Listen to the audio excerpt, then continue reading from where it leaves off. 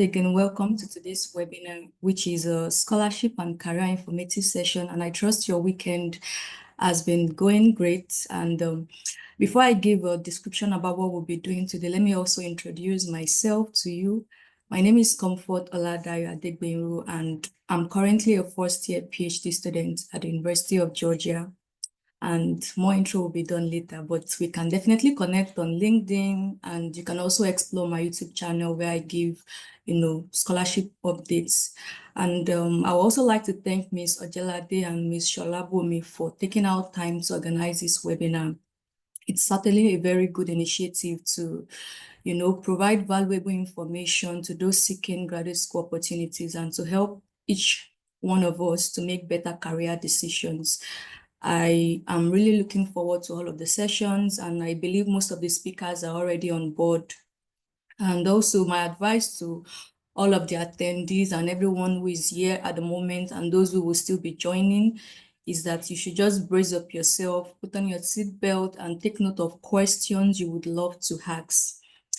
In addition, in order to be able to maintain order in this webinar today, it's very important that you mute your mics, when the sessions are on.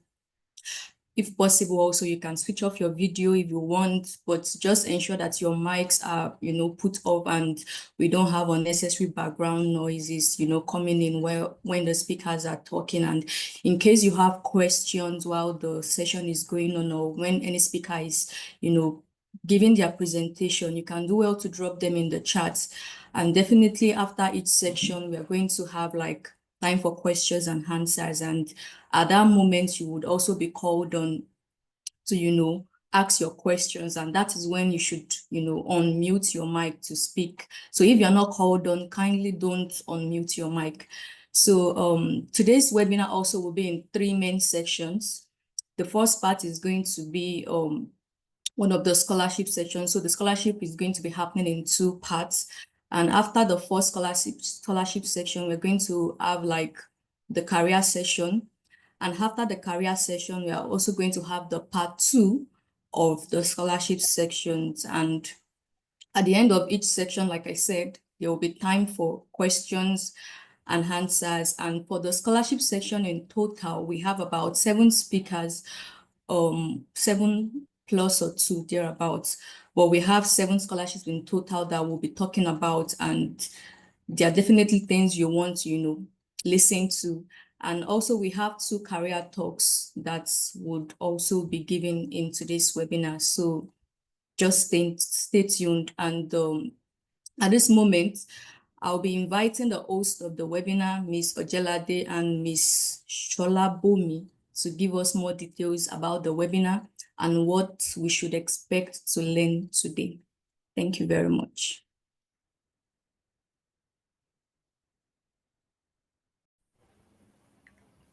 Okay. Okay, should I go first? Okay, it's fine. So good day, everyone. Okay, my name is Motunrayo Sholabomi, like Miss Comfort had earlier said. So thank you so much, Miss Comfort. I thank you for the opening remark. And to everyone present, thank you and thank you. I hope that your goal today is actually met. So an overview, the overview for today's event is that we're going to be discussing about scholarship, and we'll also be discussing about career. So it all depends on what you really want. And that's why you have to register where you talk about the particular one you wanted, if it was a scholarship or if it was for career. So whichever one it is, it's just for you to get knowledge of what it entails. And as for the scholarship, you have the opportunity to get knowledge from different scholars, prestigious scholars for that matter, not just anyhow scholars. Like you already heard, Ms. Comfort said, from University of Georgia, we also have people from top universities like that who will be telling you how you go about getting any scholarship of your choice.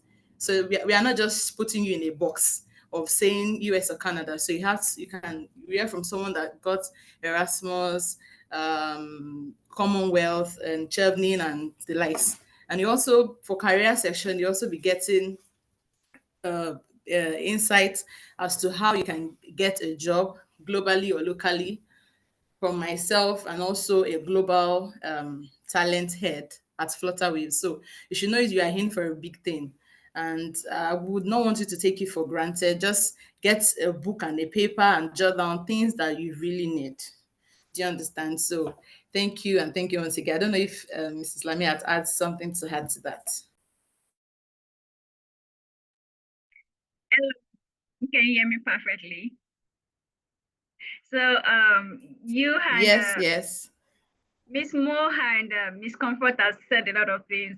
Again, I'm Islamiyat Ojelade, and they've said everything you'll be learning today. And we hope that it will be an impactful session. I also want to use um, this opportunity to appreciate, because we didn't do this alone. We are not going to be doing this alone. We have speakers and we have everyone that have been working to make sure that this program becomes an impactful one. So we look forward to sharing a lot of stuff with you, and we also look forward to making sure that it's an impactful session. Thank you so much. Thank you so much, Thank Ms. you. Sholabomi and Ms. Ojelade. So without wasting much time, we'll be going to the first talk for today's webinar, which will be the Commonwealth Scholarship. And for that, we'll be having Mr. Ifeoluwa Oyekunle and myself for this session, but Mr. Oyekunle will be the one, making the presentation, and will be taking care of the questions and answers later on. So Mr. Oyekunle is currently a PhD candidate at Florida State University in the USA, where he's pursuing a program in chemistry, and he had his undergraduate degree in chemistry at Federal University of Technology, Akure, that's FUTA in Nigeria. In addition, his master's degree was at the University of Leeds. And for myself, I'm currently at the University of Georgia, like I said, a first-year PhD student in crop and soil science. My undergraduate degree was in Bioagric and Crop Science at Landmark University. Then I had my first master's in biotechnology at the University of Chester in the United Kingdom. And I had the second master's, which happened to be a double degree in sustainable agriculture at the University of Padova in Italy, and also in crop and soil science at the University of Georgia. So at this moment, I would invite Mr. Oyekunle to go ahead and start the presentation for the Commonwealth scholarships. Thank you.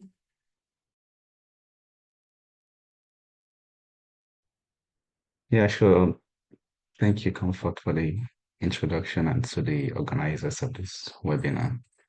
I'll just share my screen now to show a little bit of what we have for this particular session.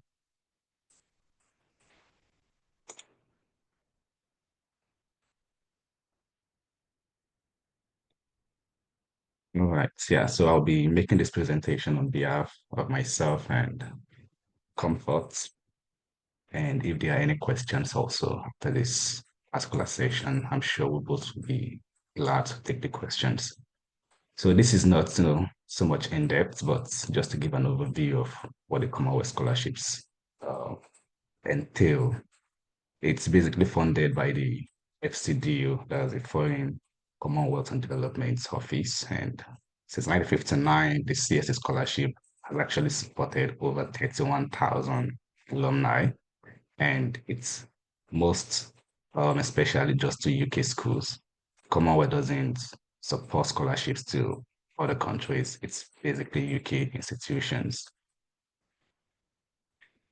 You might ask that what are the benefits of the Commonwealth Shared Scholarship, or just the Commonwealth Scholarship in general? It's fully funded. This means you don't really have to use any money from your pockets. Maybe you might use, but eventually it's funded. Right from flying, right from even doing your visa interview, right from flying to the UK, everything is all covered. So the Commonwealth actually pays you just to go to the UK, enjoy yourself and study. The tuition fees is covered, and then you get paid a monthly stipend, which you can actually use to live comfortably in the UK. And there might be some people who are also married that would like to travel with their spouse and even with their kids. Commonwealth also provides additional support for that. So you're giving family allowance. And for those who also have a disability, the CSC also provides support for those people. And this scholarship also offers you the opportunity to also network with leaders.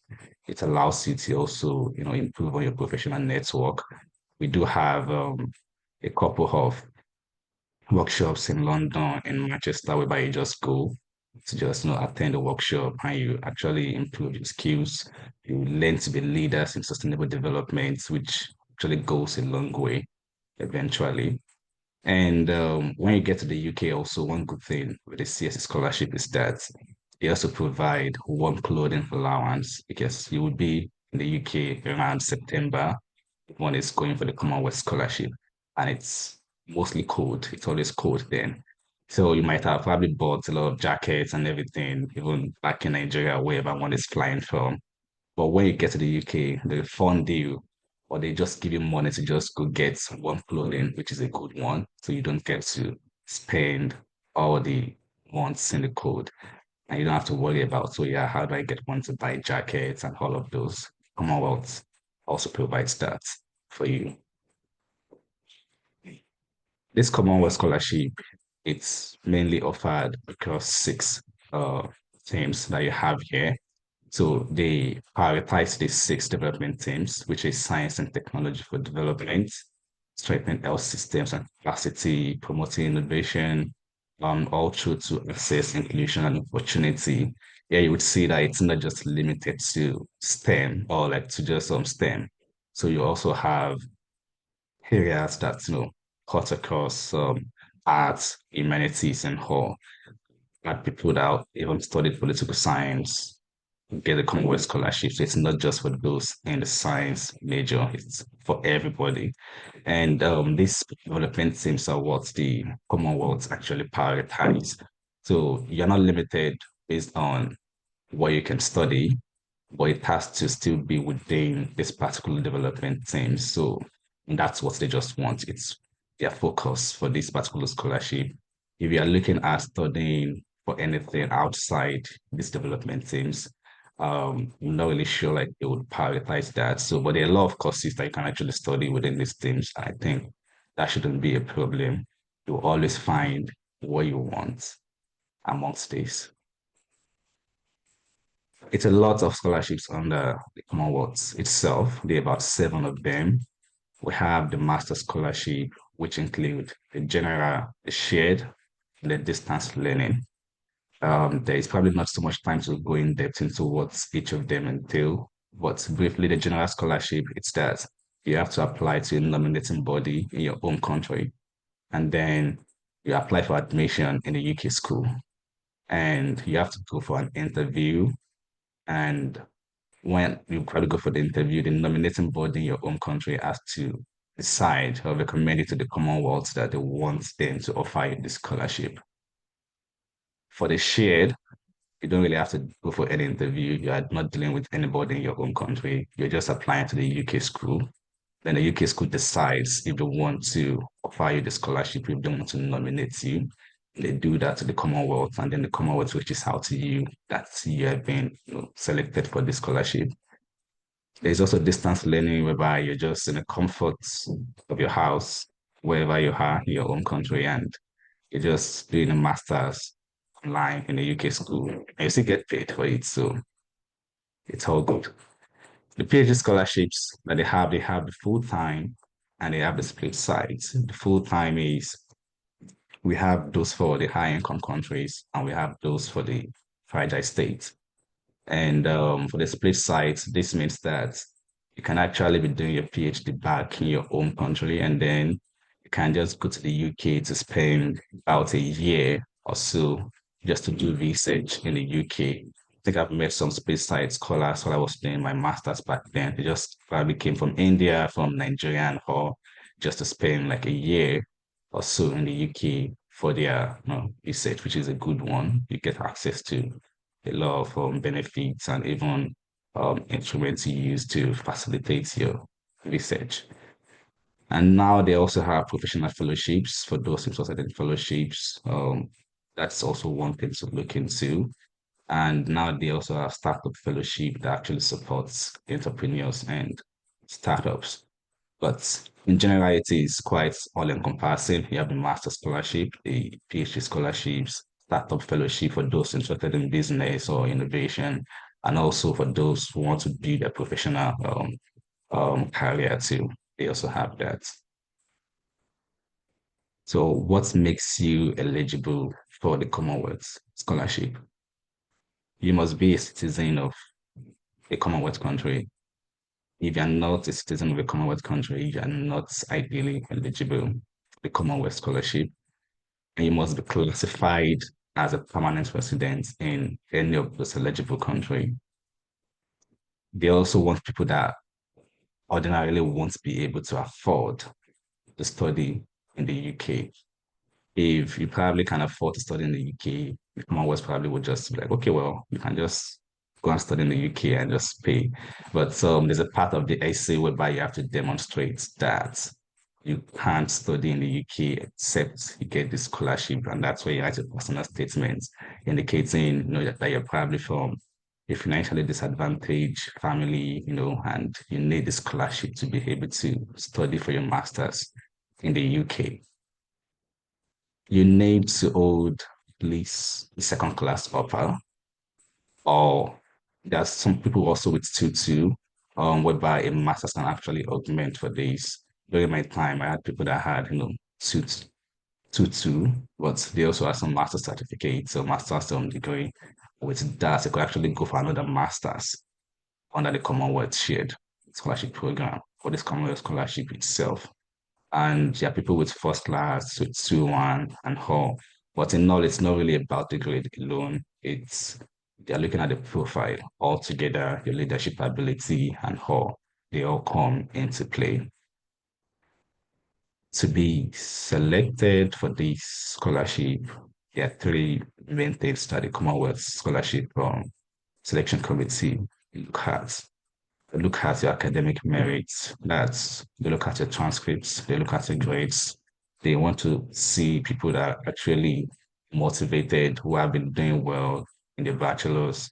So they want to look at what grades do you have. Do you have a first class, a 2-1, a 2-2, the master's? And that would be the first thing that they will look at. And then they proceed to look at the quality of your study plan. What you plan to study in the UK, how does it actually relate to developing your own country? Is it a sustainable one? So do you have plans to develop your country with this course? Is it feasible? Is it measurable? So they want to look at the quality of the study plan because they are much more about developing your own country. They want it to actually use whatever you've learned in the UK to go back to develop. So the Commonwealth is all about development. Yeah. And then they look at the potential impacts on your own country. They want to know, like I said again, when you get back home with this course, are you set out to be a change maker? Are you actually going to be one of those key people that will be able to drive innovation, drive change in your own country? So all these reflect in your essay. So the academic merits is probably just based on your transcripts, right? But the quality of study plan will be in your essay, and the potential impact also be in your essay. So they're about, if I'm not wrong, about 11 different essays, or they are short essays that you would write for the Commonwealth Scholarship. And this will be a reflection of everything in for the essay. And I think this would be the end of this presentation. There are lots more, but this is just more like an informative, So yeah, thank you all for listening, and I'm sure that myself and Comfort would be glad to answer your questions when it's time for Q&A. Thank you so much, Mr. Ifeoluwa, for giving us, information about the Commonwealth Scholarship. And like I said earlier, if you have questions about this, you can ask during the question and answer session after we are done with other talks for the scholarship. And I also have like more information on the Commonwealth scholarship on my YouTube channel. I'll be dropping the link to that in the chats, along the course of this webinar. So next, we are talking about the Chevening Scholarship, and we have Mr. Victory.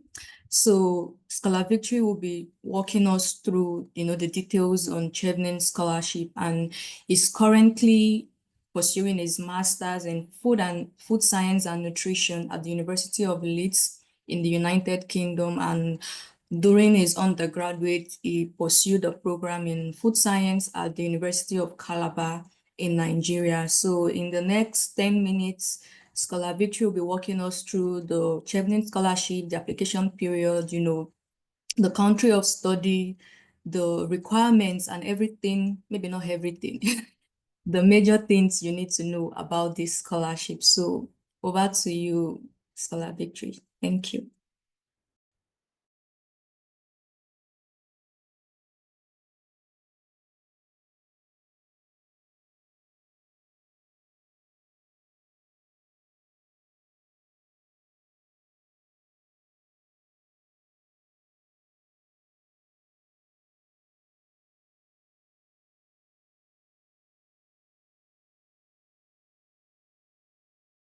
It appears is currently not available now.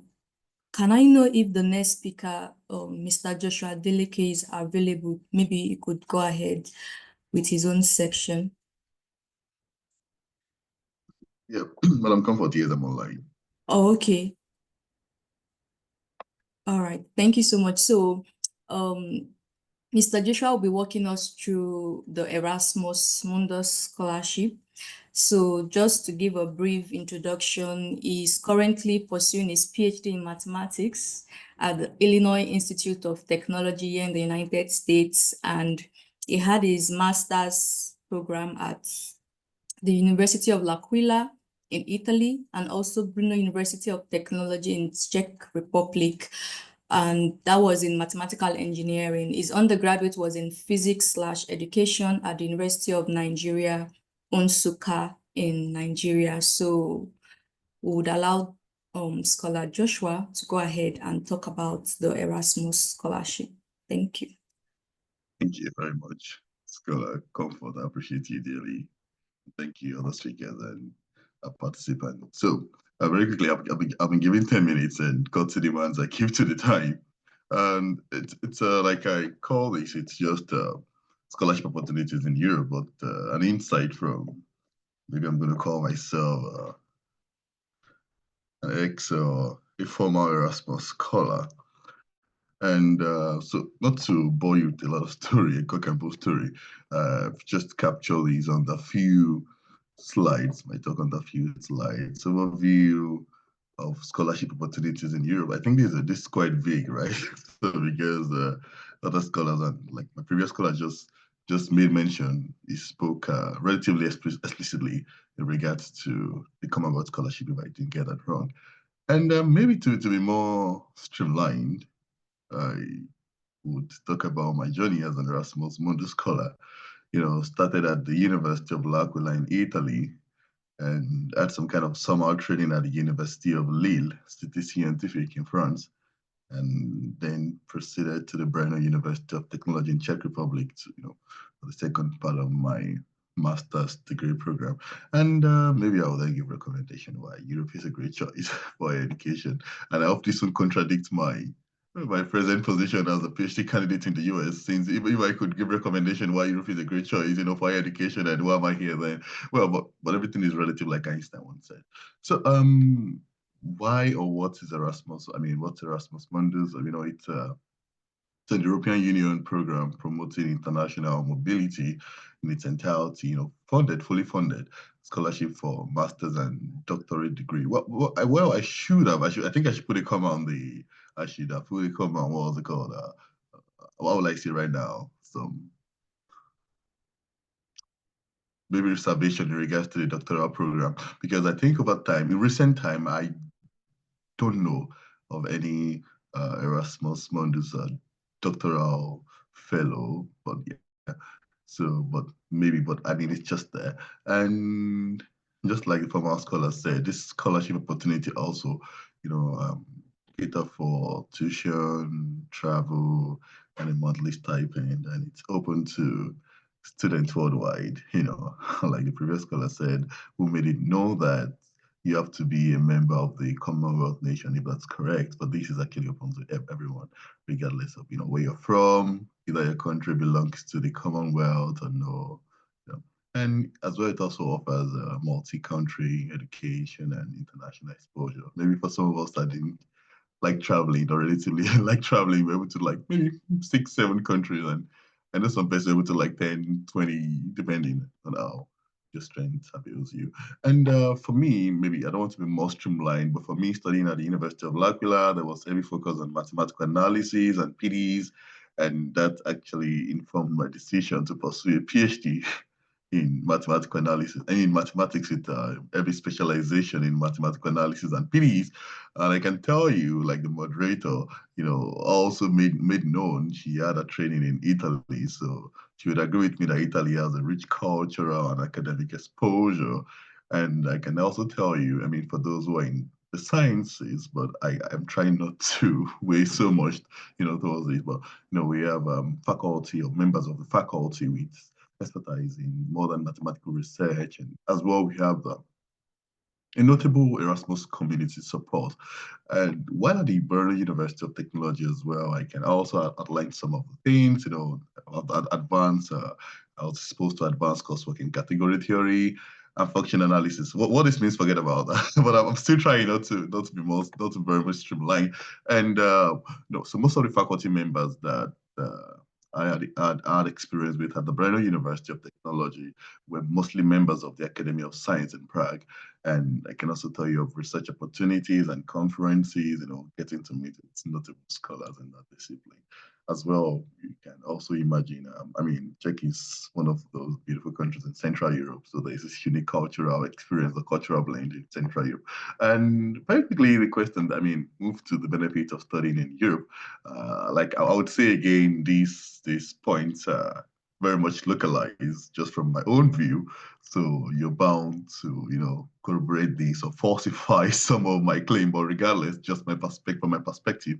So if I'm to add the benefit of studying in Europe, I'll say international exposure with diverse cultural experiences, access to world-class research and faculty, opportunities to study in multiple countries. I think that was a very big flex, I would say. Strong network through programs like Erasmus Mundus and other things like that. And I would also say affordable and fully funded education opportunities. And now the question then is why we are here, application process for Erasmus Mundus. Well, limited things I could think of at the time of while preparing the slides, research programs, just check out the programs. Just check out. You can easily go on Google and type out Erasmus Mundus catalog. And I don't know. I think things have changed, but I know when I applied, it used to be 3 program marks. So I think they've taken off the caveat, so you can apply to as many as you want, or as many as your what's it called? Your credential avails you. And eligibility is strictly. I won't say strictly bachelor's degree program. Yeah, bachelor's degree. Sorry, apologies. Bachelor degree. But I think in recent time we've seen many of our folks, with binational diploma also, securing position or securing slots on some of the list. And language proficiency, well, maybe you don't. I don't know. But when I applied, I needed either TOEFL or whichever one. So my university proficiency letter was sufficient at the time. And to the best of my ability, documents, you need to apply your resume, statement of purpose, letter of recommendation, academic transcript, sorry. And the deadlines, since we have a lot of programs, so you could spend time looking at the catalog, just the Erasmus Mundus catalog, and you would, from observation, I would say I'm still very much reserved about these. To the best of my ability, I feel that the deadlines typically are between December and February. Yeah, and well, if I'm asked to give a tip, I would just say be clear about your motivation and goals. That's what I can say. And maybe general tips for prospective scholars, I would say that start application early and search multiple programs. Focus on creating a very strong, relatively strong, strong statement of purpose. Highlight your academic achievement and international interest, prepare for cultural adjustment, and embrace the experience. And also there's heavy focus on network, right? Network, connect with members of the alumni and current scholars for guidance if you could. And I think at this point, got to demands, I say thank you. And if you've got any question, feel free to notify the moderator, and in no time, I will be glad to provide answers to the best of my ability to your questions. Thank you. Madam Moderator, over to you. Thank you so much, Scholar Joshua, for such an insightful session. And without wasting time, I would want to introduce the next speaker in person of Mr. Olaiwola Folabi. So he'll be speaking on the ANSO scholarship. And to quickly introduce him, he's currently pursuing a PhD program at Virginia Tech in the US in chemistry. He also had his undergraduate degree in chemistry at the Federal University of Agriculture in Abeokuta, Nigeria, and his master's degree was in materials engineering at the Chinese Academy of Science in China. So today he's going to be walking us through the Hansel Scholarship, which I believe is in China. So thank you so much, Mr. Olaiwola, for agreeing to do this, and over to you. My voice is a little bit raspy, so excuse me. Okay, sorry. Thank you for having me. I'm usually not awake at this time on Saturday.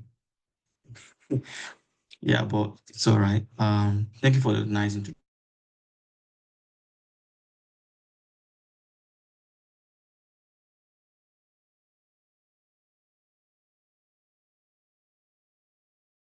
I think you're muted. Oh, okay. Sorry. Right. Okay, so I would like to talk about securing scholarships in China. So you mentioned ANSO, but I'll just focus on the major ones that we have, which is the Chinese government scholarship and the ANSO scholarship. So when I was a student in China, it was Pass, Built, and Road, and now it's called the ANSO scholarship because every time things change in China, just depends on the mood of the government and other things like that. So anyways, I'll just give a brief overview of securing the major types of scholarships in China, which are very prestigious. So first of all, we have the Chinese government scholarship, which is kind of broken down into two parts, which is the type A and type B scholarship. So for the type A scholarship, it is broken down into, it is based on the government of your country and maybe your institutions. I know that the University of Lagos has like an agreement, and also ABU Zaria has an agreement with some schools in China where they exchange students, both PhD, masters, and bachelors. And for the type B scholarship, that one is based on, so you have to apply that directly to the university that you prefer and also apply on the government website. So for the answer scholarship, that's actually based on it's based on the school that you apply to. You can only apply to one, and there are just two participating universities for the ANSO scholarship.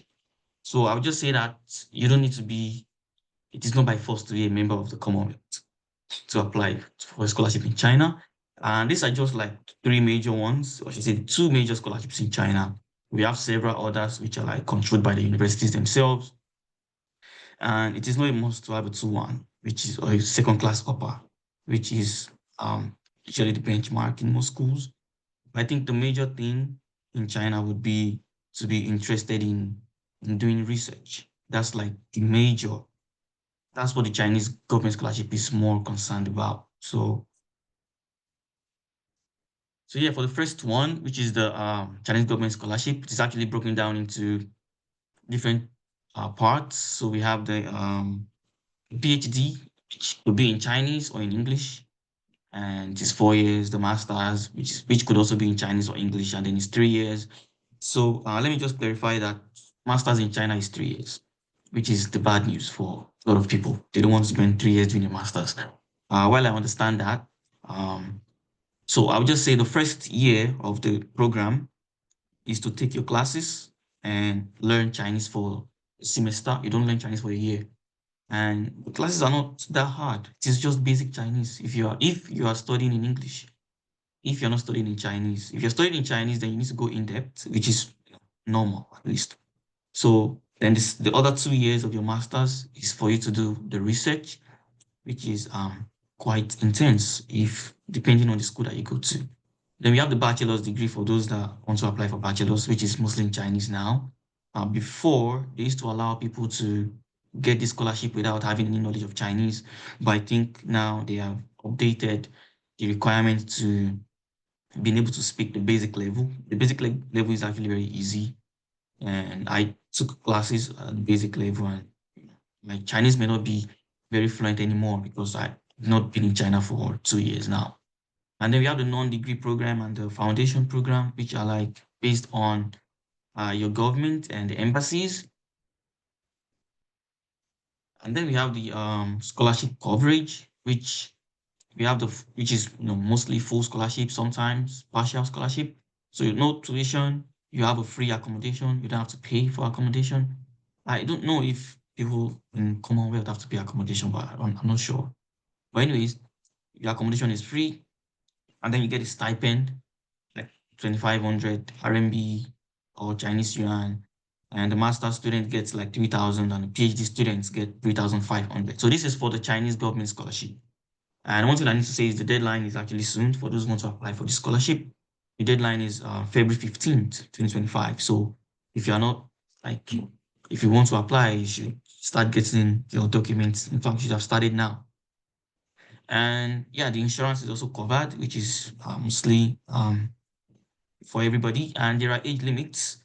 You can only apply for a PhD under the Chinese government scholarship if you are not above 45 years. And for the masters, I think 35. For bachelors, I can't remember because we usually don't have a lot of people applying for the bachelors, but I've met a couple of Nigerians on the bachelor's degree program that are on scholarship also, and they're doing really well, despite the program being in Chinese.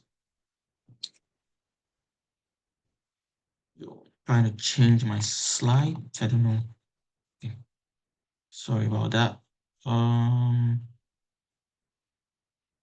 So I think the next thing will be the application procedure, which is applying to the specific authority. Maybe it's the embassy. If you want to apply for the type A, which you have to apply through the government embassy, or you go to the scholarship website, then you can log into the CSC website of China. I think you can apply to 3 schools maximum. So applying to 3 schools is like the max for the Chinese government scholarship.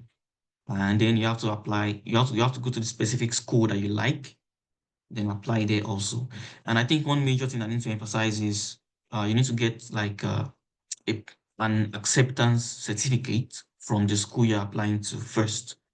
Not from the PI or the professor in that particular school that you're applying to. And now for the answer, which is like the most prestigious scholarship in China. Of course, tuition waiver, nobody's going to ask you for a tuition. If you are doing a PhD, you get something close to what people get in the US. I mean, not exactly, but if you look at the taxes, it's almost there. You get 7,000 RMB or Chinese yuan. Then you have your health insurance. They pay for your travel allowance to China.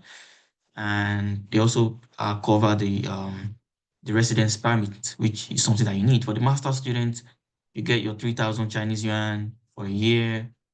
Then your health insurance, they pay for your flight, and so on, like that. So it's also the same thing. The PhD is also 4 years. You can actually finish your PhD in 3 years. Does not matter. Then the master's is standard 3 years. You cannot finish in 2 years. So don't even bother. Don't don't be ambitious and think you can finish in 2 years. It's not possible. The reason why you cannot finish in 2 years is because you have a publication requirement. So they don't believe after doing a research intensive master's, you should just leave the program without publishing a paper. So you need to at least publish 1 paper before you graduate. So that is like very important.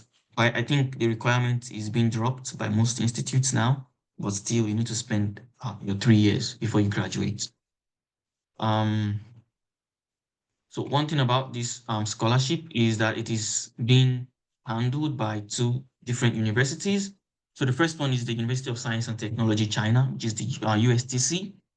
This school is actually one of the best schools in the world. It is ranked 53 in the world.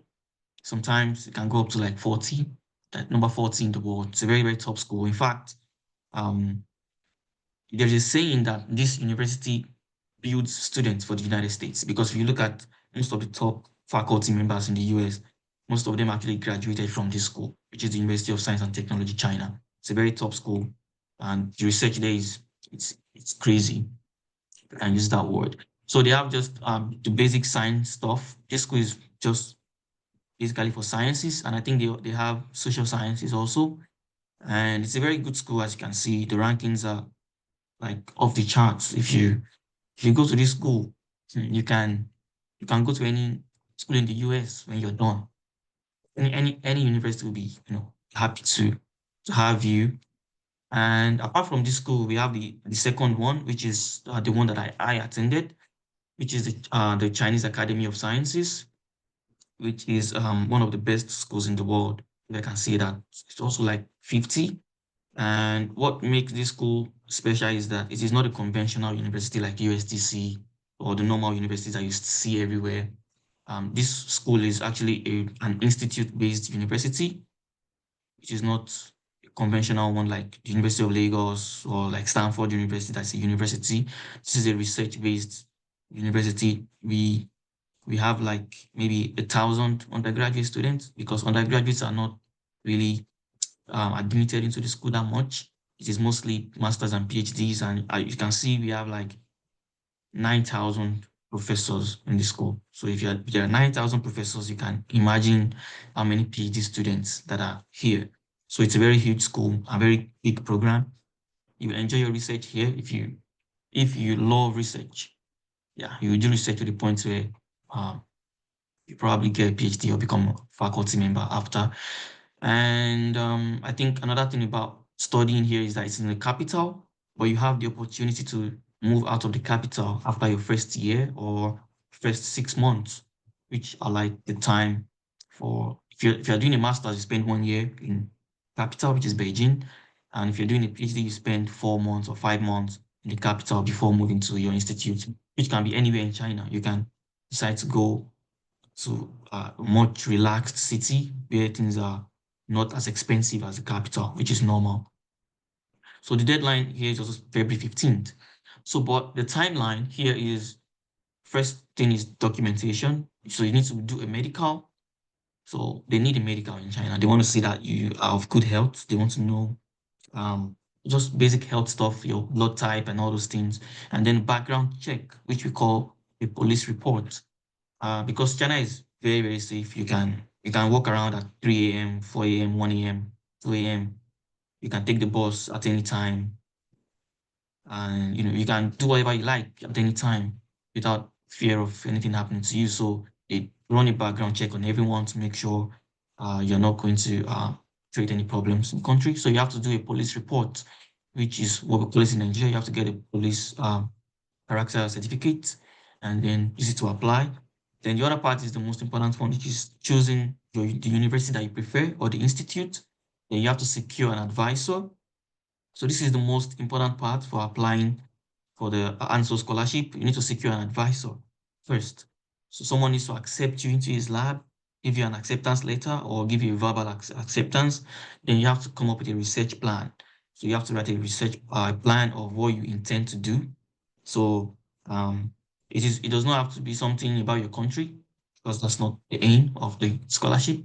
Scholarship is to build a scientist, not not like someone just just something very very good.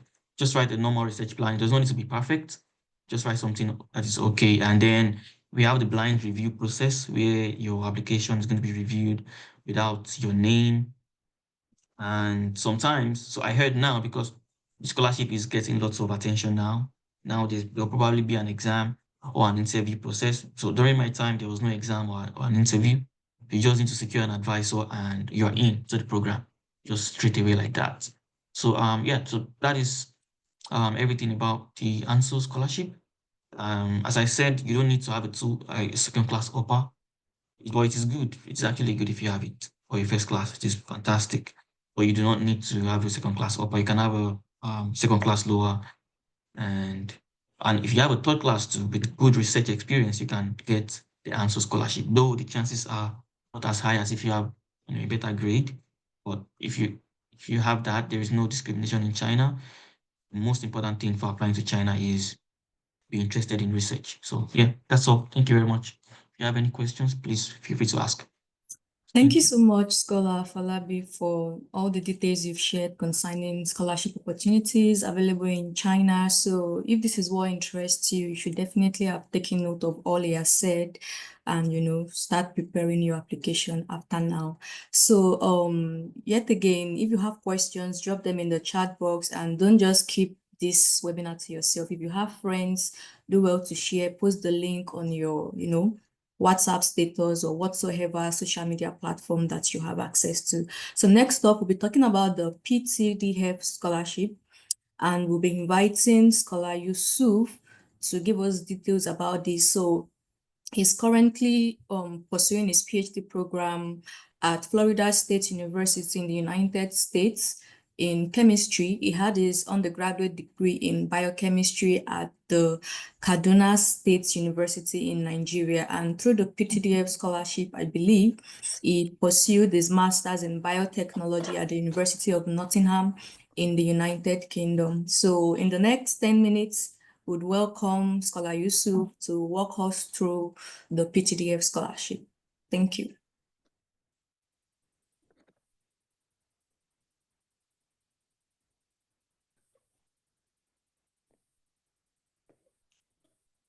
Hello, can you see my screen? Not yet. Okay.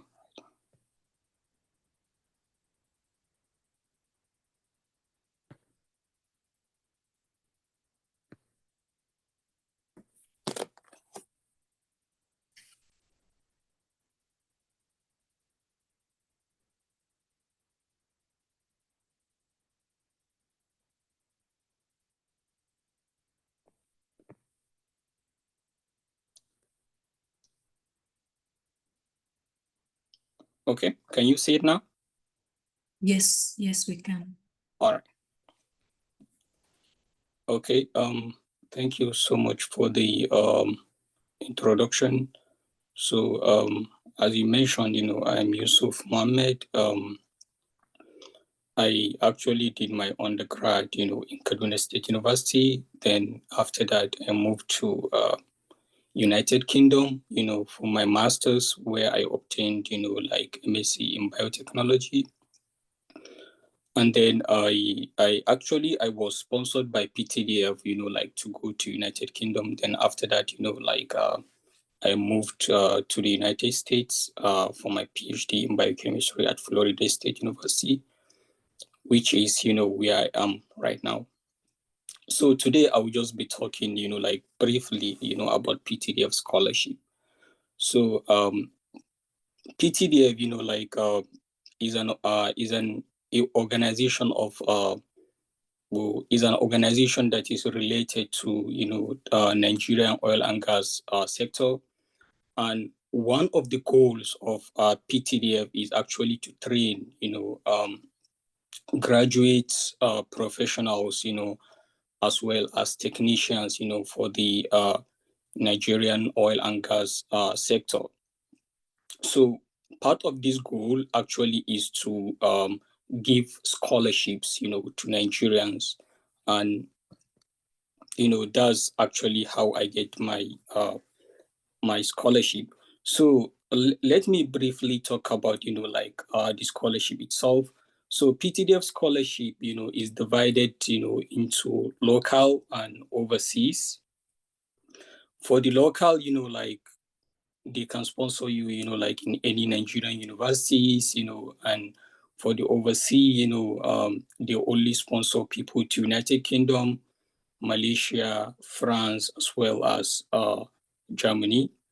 And, the most competitive of PTDF scholarship is the United Kingdom, because most people, they want to go to, like UK because of the opportunity, And, like because of the language there is English, people don't want to go to other countries to start learning their language. So that's why, the UK PTDF scholarship, is the most competitive.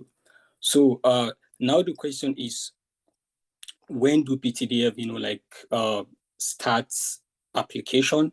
So normally application for PTDF starts, at the beginning of the year, and then, like towards June, July, they actually send an email, for interviews, So actually the PTDF interview is the most important, part of the interview, part of the selection process, because I know some people who think that, oh, PTDF scholarship maybe is actually meant for people that are connected in Nigeria.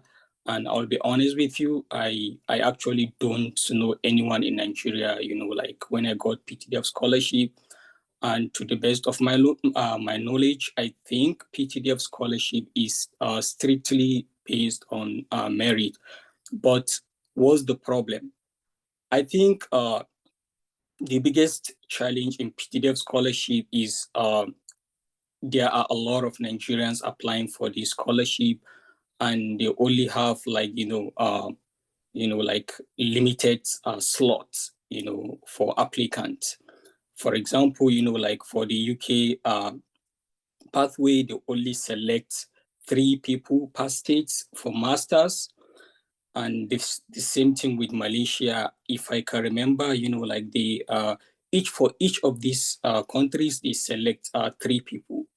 And you will imagine, like the population, like of graduate in Nigeria, and just selecting 3 people, from each state, that should definitely be very competitive.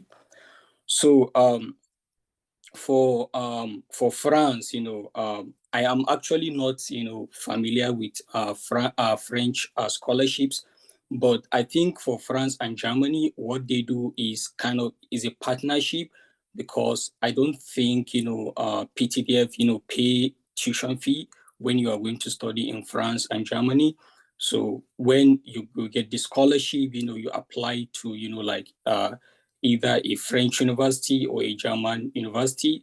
And, when you get accepted, like all what PTDF does, is just to pay you stipend, and you just move there and, start your master's or your PhD.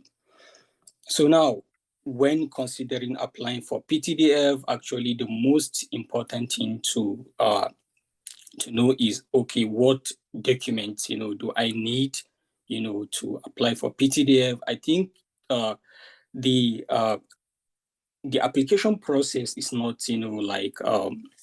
it's not, like the document requirement is not too strict, some of the documents that you need, include your first degree certificate, and then your NYSC, because you can't apply for PTDF, if you don't finish your NYSC.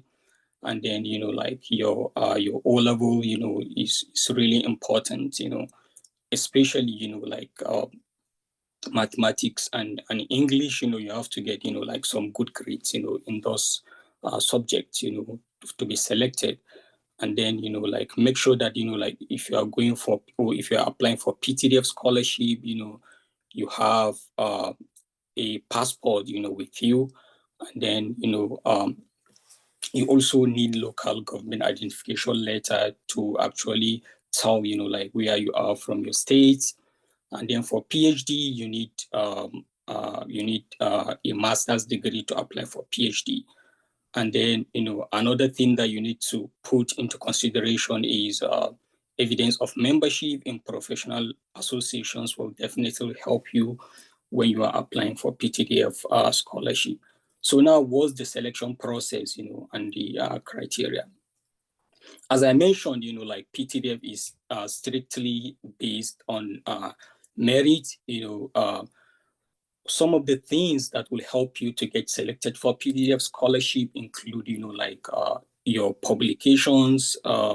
So I know for masters, publication is not required, but I remember when I went for the interview, actually one of the things that helped me is my publication, because, like, when you are talking about degree, like undergraduate, there are a lot of people with first class, so beyond, like having first class, you have to go, like extra mile, like to get, like other things like publication.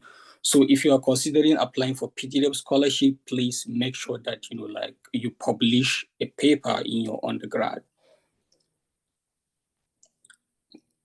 And then the next thing, like, is the significance of your research to the oil and gas sector, because all what PTDF want to know is, is what you are doing going to help the oil and gas sector or not? So if you go to PTDF, like interview with, like a research topic that is not related to the oil and gas sector, definitely, like you won't be able to win the scholarship.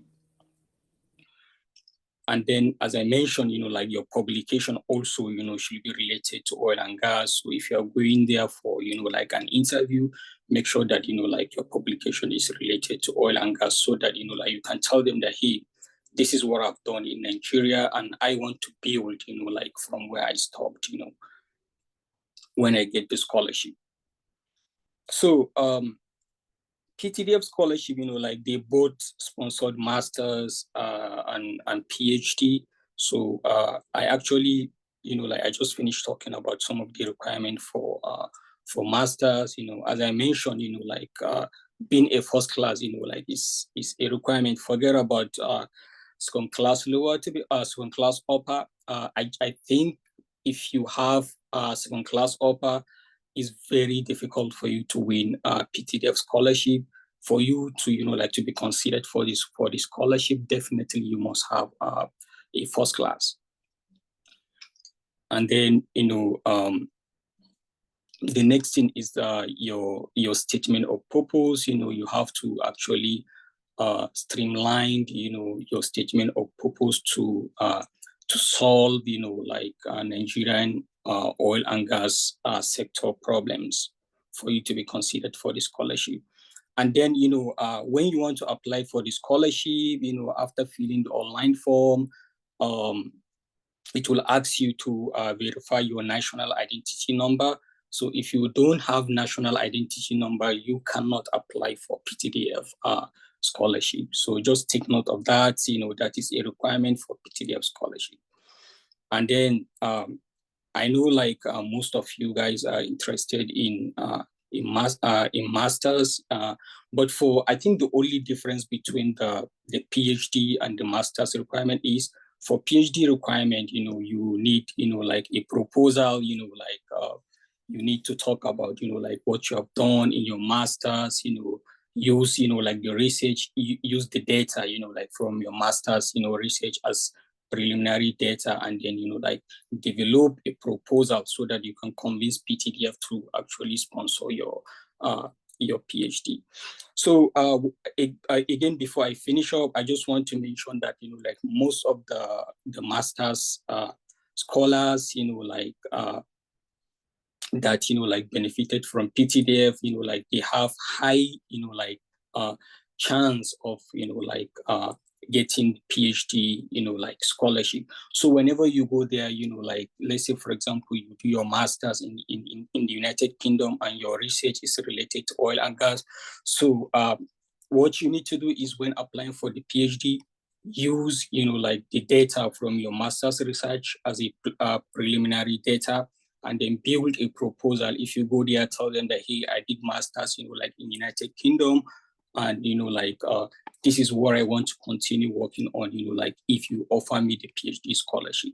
So when you convince them enough, definitely they will sponsor your PhD. So they actually prefer sponsoring people, like for PhD that, like got PTDF scholarship before. And I think another thing that I want to mention is related to GRE. When you are going for PTDF scholarship, just go, like prepared. Just show them motivation that, hey, like I really need this scholarship. So I always advise people to write GRE and TOEFL, like when going to PTDF scholarship interview.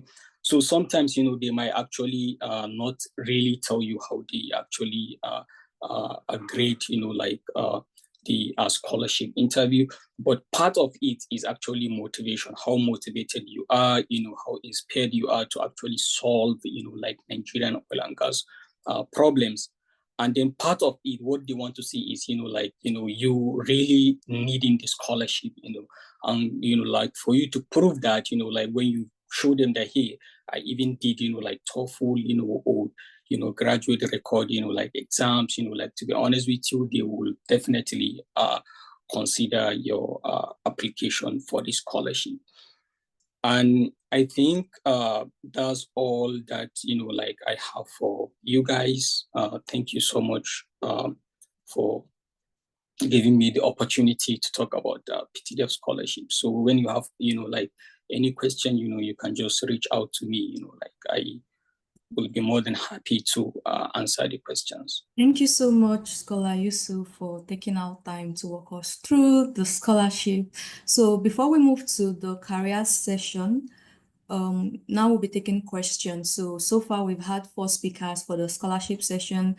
And if you have questions, I can see someone raising up his hand, I believe. So if you have questions, drop them in the chat, and you can also raise your hand and unmute. So David Luke, you can go ahead to ask your question. Thank you.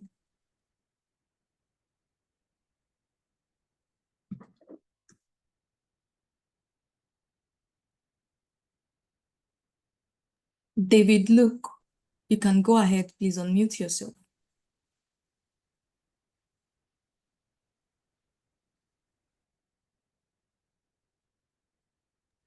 If he's not ready, Ajala Oluwatoyin, you can please ask your question by unmuting yourself.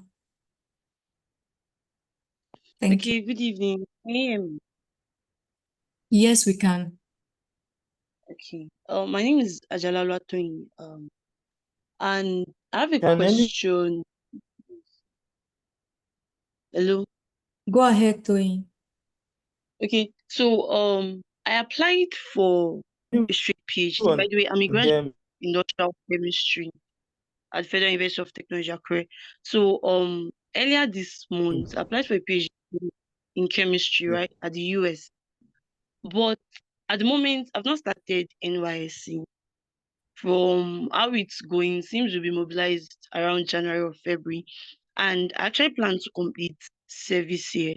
So I had to pause most of my applications because I'm considering how I'm going to merge when I get admission and get offer for the scholarship based on my applications with completing service. So I want to know, is it possible to probably defer a US PhD admission? And in deferring that, will the funding still remain intact? That's my question.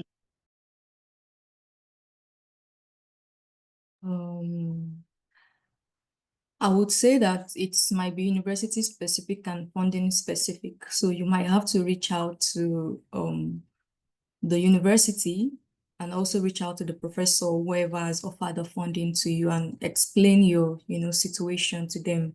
And moreover, we'll still be having the US and Canada scholarship section. So I believe the speakers in that section, if you just wait until that time, in case my answer is not like perfect, then you can also bring it up again. Thank you. sorry. Luke, you can go ahead to ask your question, David Luke. Yeah, thank you very much. Sorry, I think that was network. So I just have a few questions is for the ANSO scholarship and the Erasmus. I wanted to ask if there are test scores they require, like TOEFL or IELTS or GRE. And then also for myself, can anyone hear me? Hello? Hello? Yes, we Hello? can hear you. Yes, go ahead, please. We can. Okay. For me, I'm actually an HND holder, but I've enrolled for a top-up program of which I'll be graduating in few months' time for my BSc. So I don't know, someone like me, someone like my own case, I have the top-up program is for 2 years to get a BSc after my HND. So I don't know if they consider people like me, like who have HND, not just a complete 4-year bachelor's, but HND and then a BSc. I don't know if someone with my kind of transcript or qualification is fit or considered. Did you get my question? Scholar Falabi, please. Oh, yes. Thank you for the question. So for ANSO, you don't need TOEFL or IELTS. You don't need any of those two. But if you're applying to the Chinese government scholarship, you would have to check the specific school that you're applying to, because I know Beijing Institute of Technology, I think they need TOEFL compulsory. But for ANSO, you don't need TOEFL. Yeah. And for the HND, I don't know if HNDs can apply to ANSO, because I've not had like interactions with anyone who got in with using an HND. But I think Islamiyah can talk about HND switching to the US. I think he has a lot of experience in that area. Thank you. The thing is that I don't just have HND. I'll be having my BSc in few months' time.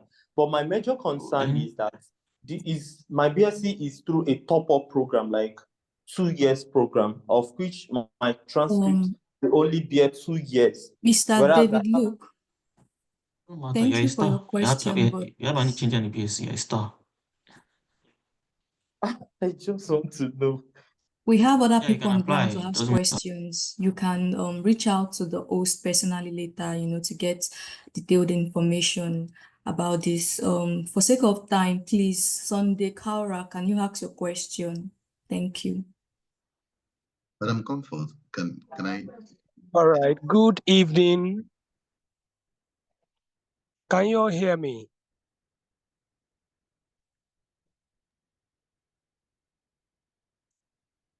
Yes, we can. Hello, can you all hear me? Yes. Perfectly.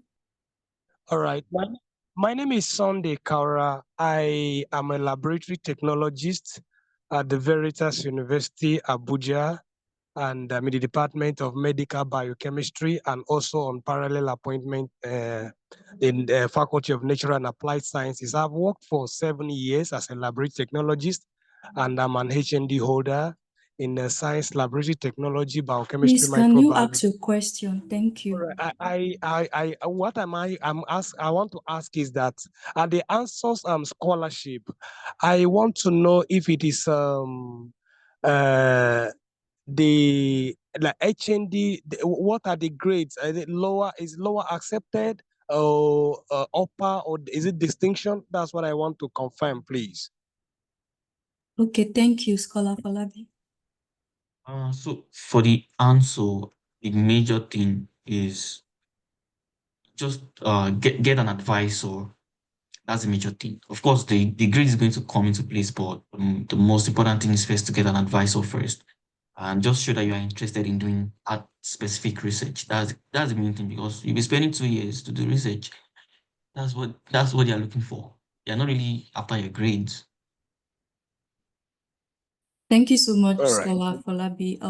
I think one last question would be from Olarungbe Lukman, and every other person can ask in subsequent question and answer section. Thank you. All right. Good afternoon, man. Thank you very much for the opportunity given. So I believe you can hear me. My question, I've listened to all the speakers from the start, but I couldn't see anybody from my own area. I currently undergo accounting, BSc accounting. So my question is regarding the PTDF scholarship. So when scholarship was talking, it's laying emphasis on petroleum area. So that's my own concern. Like, is there any scholarship that is actually open, or the scholarship is only for people study that have interest in research in petroleum area? So my second question is, what scholarship opportunities are available for accounting students as well? Because I could see all the speakers, they are from the science, mathematics, and the likes. Thank you, ma. Scholar Yusuf would answer the first part, and your second question will be answered subsequently. Thank you. Yeah, I think I can take the PTDF question. So you were asking actually like as someone who is an accountant or who is like doing accounting, how can he get PTDF scholarship? So I think there are like accountants like that to want PTDF scholarship. You just have to kind of find a research topic, or you just have to write your personal statement like related to oil and gas research. I'm not familiar with accounting, but I think there is like a problem that accounting can solve, like like in the oil and gas sector. And I think like you can play a role there, or you can write your proposal like to solve like a problem in the oil and gas sector related to accounting, and then you can go to the interview and and prove to them that, hey, like I'm capable of like using my degree to actually do something in the oil and gas sector. So yeah, I think you are not limited because of your degree. Thank you so much, Scholar Yusuf, and thank you to all the speakers and those who asked their questions. Now we'll be moving on to the career talk, the career session, and our first speaker will be Miss Rennie Odebi, and she'll be talking on unlocking global job opportunities and CV/resume and interview tips. So briefly, I'll be introducing her. She's currently the global head talent acquisition at Flutterwave, and previously she was also working as talent acquisition personnel at World Bank and International Finance Corporation. She had a bachelor's degree in psychology at the University of Maryland in the United States, and afterwards she also pursued a master's degree in organizational management at the George Washington University, also in the United States. And so she has over 10 years of experience in recruiting talents.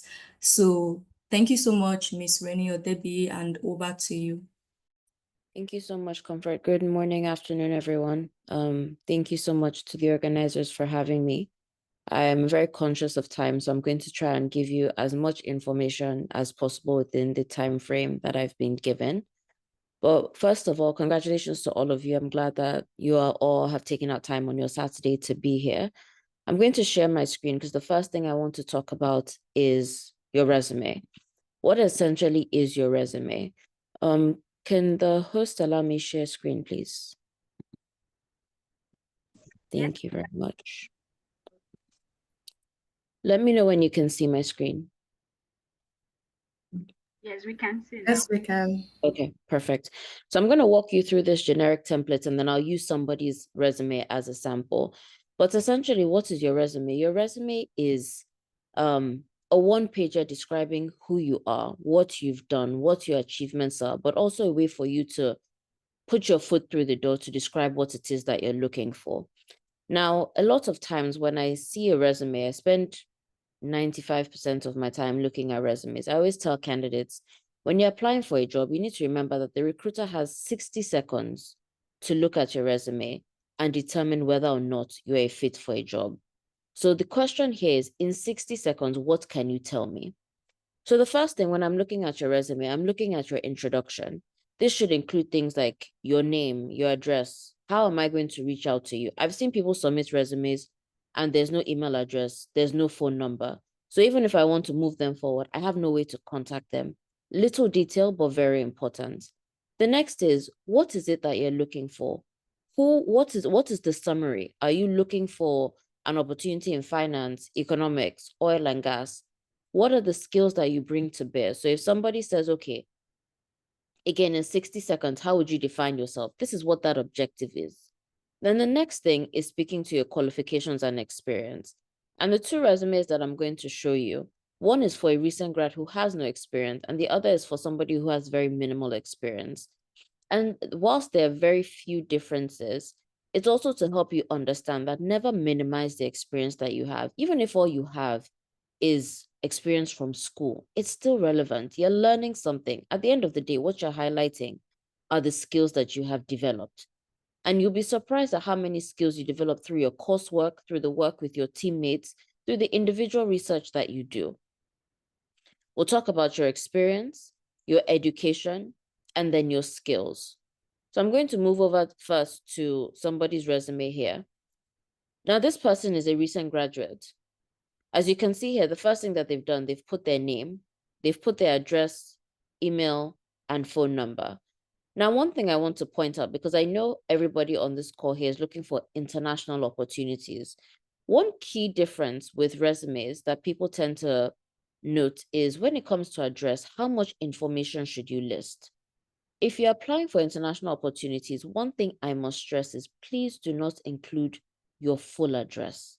For security reasons, what people want to know is which state, which country are you in? Are you willing to relocate? Those are the 3 important details. Do not risk your safety by putting your entire address. You never know who is looking at your resume or how far your resume is going to go. Your email address. Please make sure that the email address that you're using is a professional email address. I don't want to see swagdaddy101@gmail.com, please. Put a professional email address.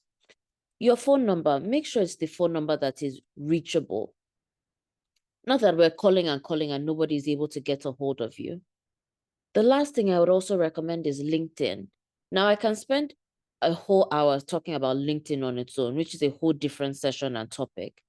But if you do not have a LinkedIn profile, if there's one thing you take away from this session, please make sure you have a LinkedIn profile.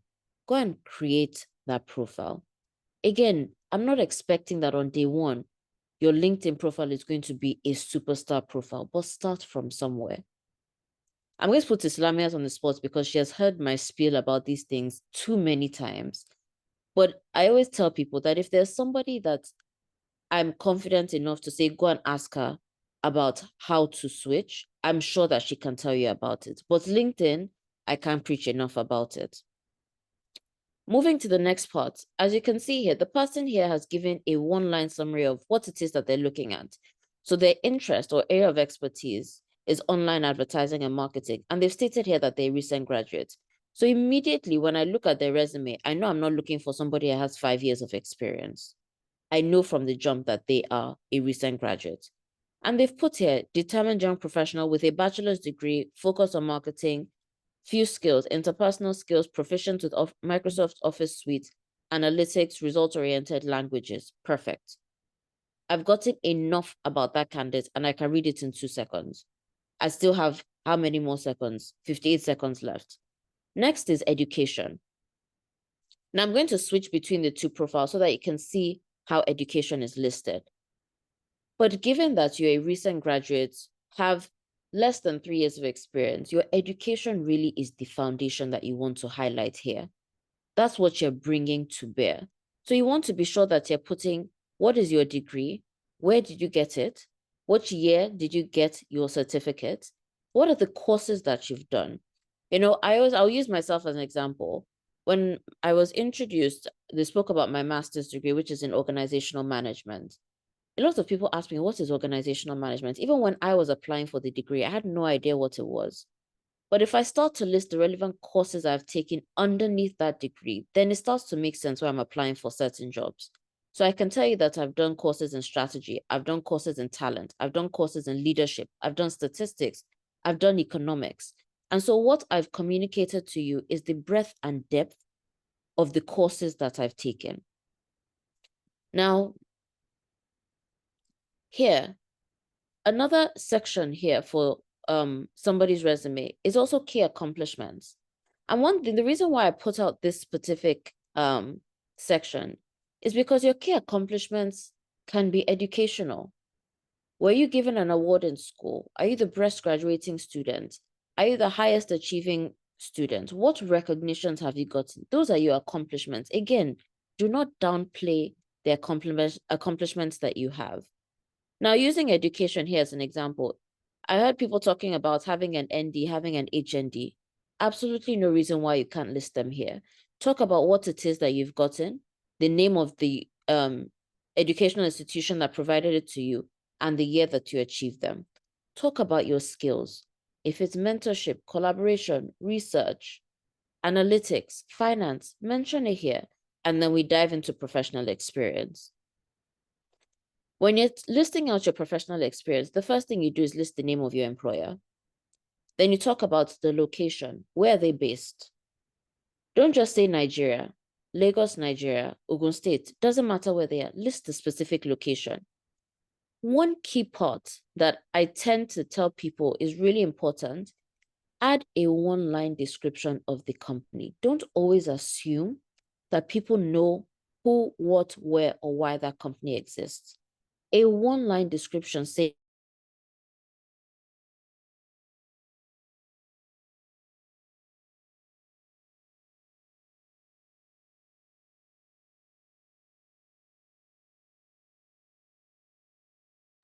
Seems processing like there's a across Africa. glitch. Sorry? There was like a glitch for like some seconds. Can you hear me now? Yes. Okay.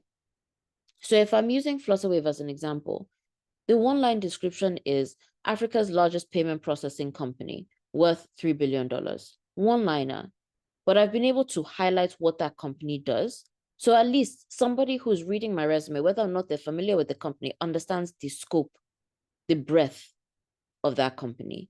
And then we talk about what is it that you've done. Highlight your job description. Now, one thing I tell people is your job description on your resume does not have to be a like-for-like match to what your title is in the company. Now, does that mean go and form a fake title? Absolutely not. But what it means is use a title that describes your responsibilities. If your title is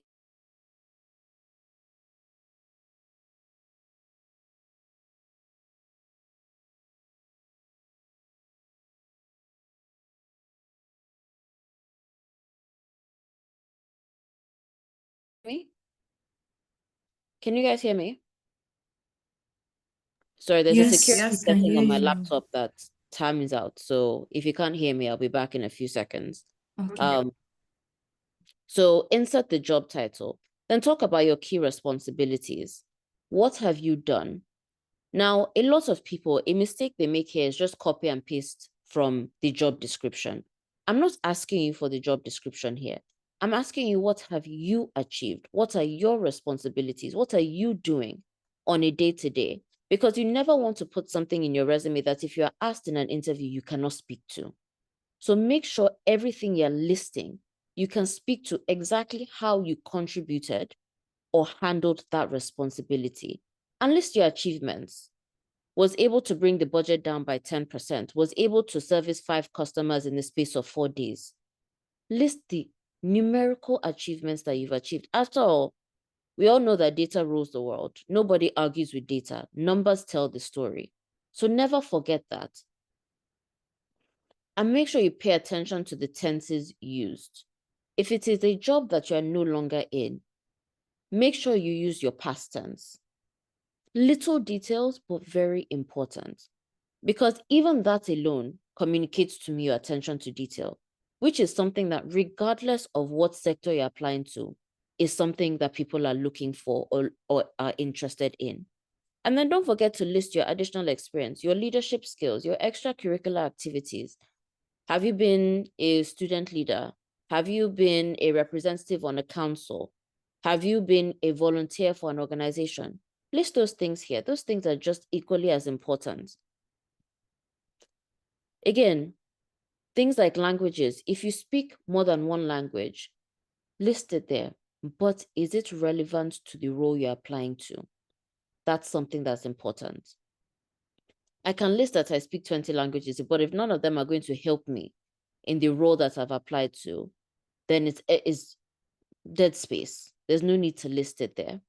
Another thing is hobbies. And the reason I left this one here is because I've seen it used, I've seen it not used. As a recruiter personally, it doesn't make much of a difference. That's something that I like to discuss more so in conversation when I'm talking to candidates. What do you like to do outside of work? Tell me a bit more about your personality. That's where it comes up. So I've gone through the resume. I'm going to pause here for 30 seconds. Are there any questions before I jump into another section? I don't think there are any questions in the chat, are there?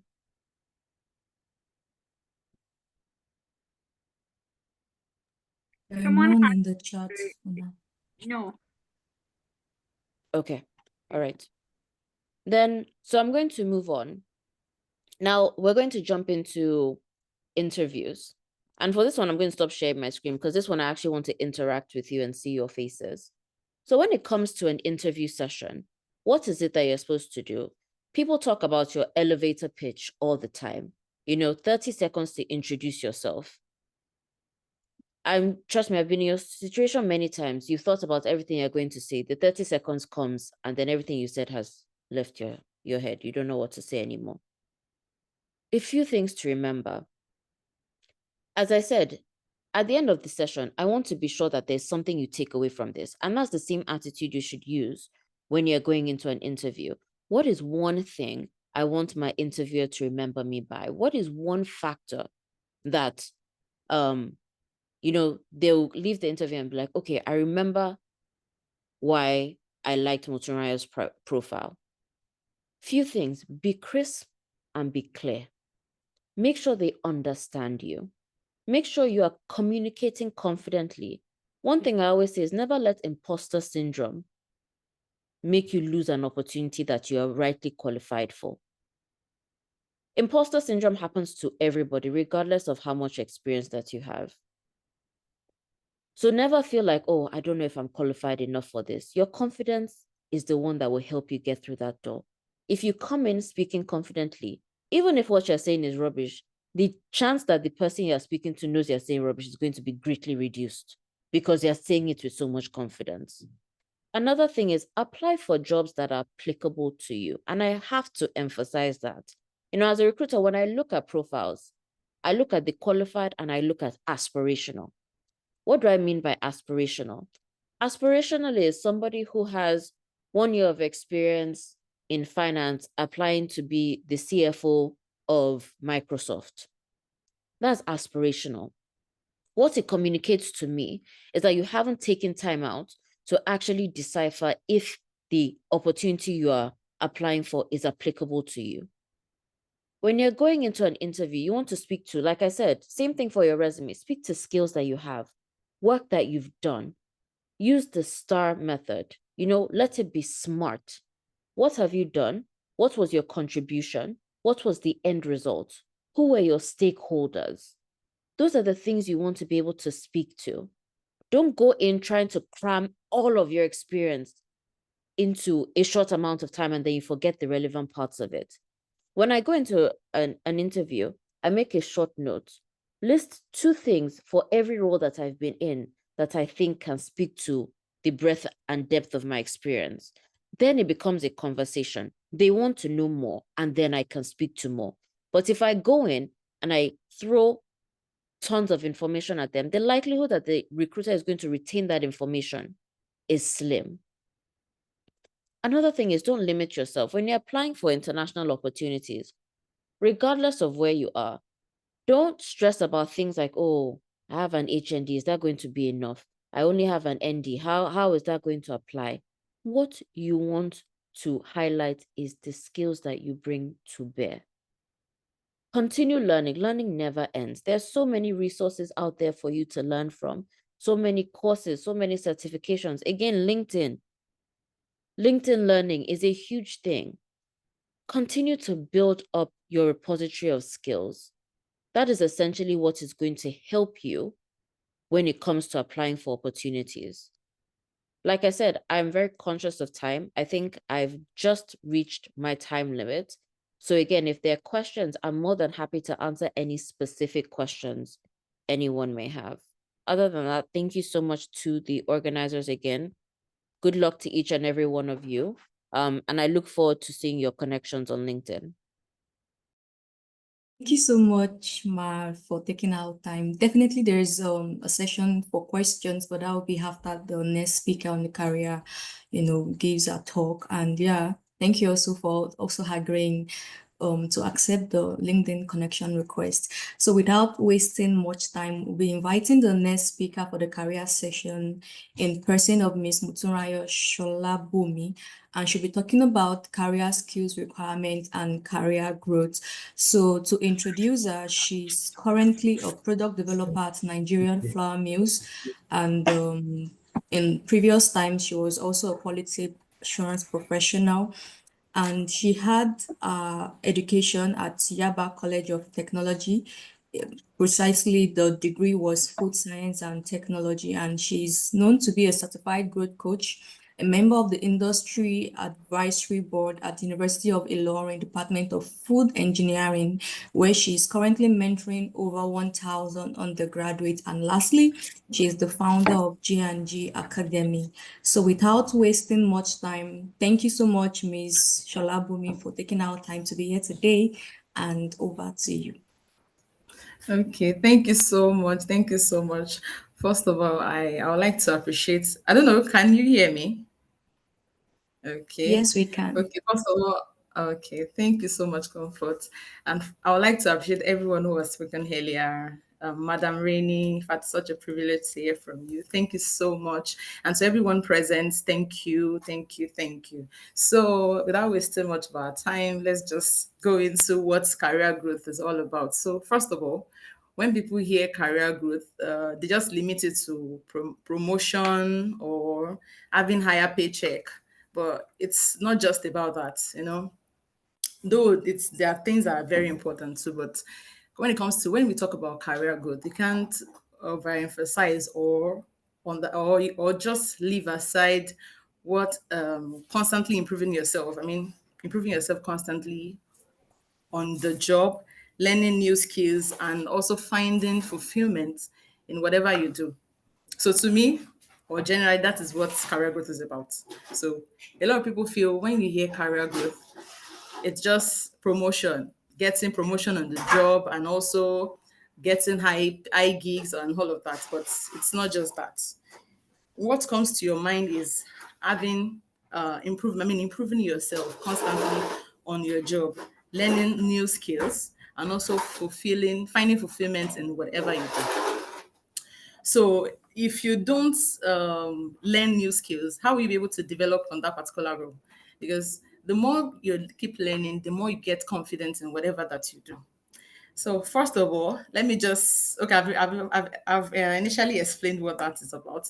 So let me now share with you why it is important, the factors that help you grow, and some practical tips that would help you boost your career. Because for me, a lot of people kind of wonder that my growth is kind of fast because I about my education and then jumping into the industry and then keep growing and keep growing. But what I tell people is this is just constant learning. Yeah, nobody's an island of knowledge. You keep learning and you keep learning on the job. As Madam Rennie has already set the floor that what you need for the interview, she already gave us that dose. Now you got the job. How can you thrive? How can you move? Because let me not lie to you, industry technology is ever evolving. So it's not constant. You cannot just get on the job. What you know last year is different from what is going on now. What is happening in the food industry is different. A lot of things are out. A lot of consumers, like I'm a product developer, consumers want something that has to do with new product, functional foods, and a lot of that. Okay, and a lot of that. And if you do not have what it takes, you're not learning anything, how will you be able to deliver on that? First of all, why is it important to have a career growth? Why is it important? Why do we keep emphasizing on career growth? Because first, it makes you stay relevant in the field. It makes you stay relevant. You bring idea to the table. You're not just there to just say, I'm a product developer. What do you bring to the table? That's what really matters. And you find yourself, you are not left out, because the moment you stop learning, you'll be left out of everything. People will not want to associate with you. Even team lead will not want to have anything to do with you. And secondly, it brings about personal fulfillment. You get more confident to lead team. You get more confident to take up challenging tasks. And finally, even the company will be proud of you because you are helping the company to become productive and even helping the team as well. So nobody's going to be isolated from a particular thing. Everybody's going to be involved, and also the results will be there. There are key factors for career growth, and for me, it's four. First is learning new skills. When you learn new skills, you have this confidence. I already said that. And these skills, we talk about communication and leadership. These are things that are very important. Communication and leadership is very, very important. So a lot of people will feel like until I get that job, that is when I can continue to learn. That is when that's when I know what to learn. But let me not lie to you, it's not supposed to be so. Start preparing yourself. They used to say these words: opportunity meets with preparedness, right?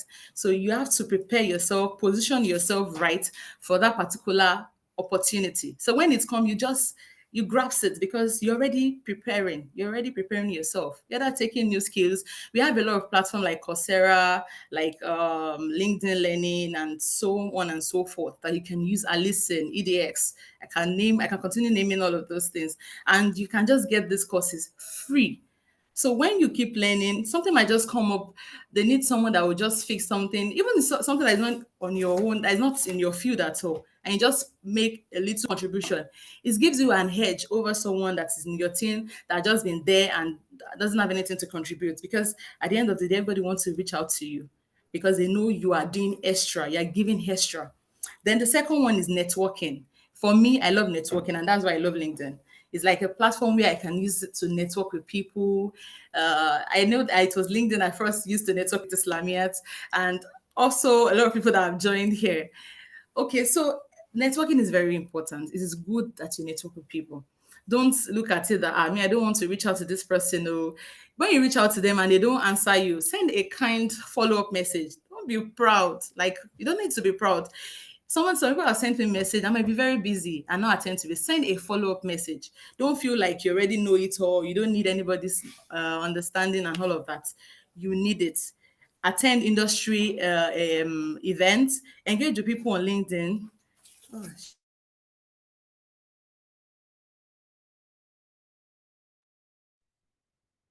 It seems like she's been cut off or something.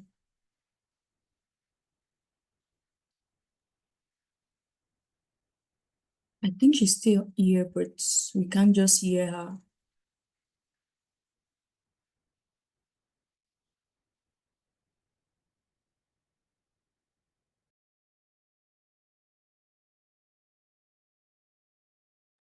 Let's just wait for some minutes, please. Thank you.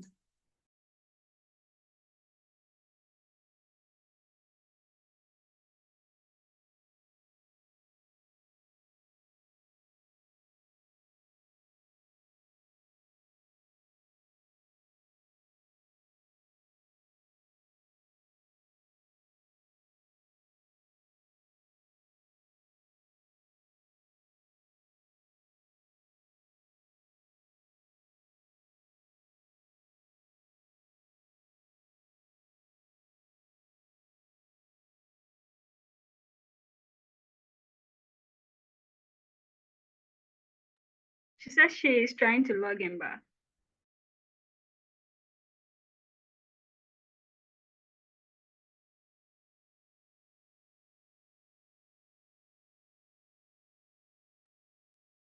Thank you so much, Islamiyat, for providing us with updates. So before she joins, in case you have questions, I can see some questions in the chat, so you can drop your questions, and we are going to take care of them right after Miss Motunrayo is done with her presentation. And like Miss Rennie Odebi has rightly said, if you don't have a LinkedIn profile, you definitely need to go ahead and create one, because you don't know what you're losing out. Because when the recruiters are searching for, how to look at your profile and there is nothing available out there, then maybe you might just be losing out on that job that you should get. So, and like Islamiyat said, she just told me that Miss Rennie was the one who created a LinkedIn profile for her.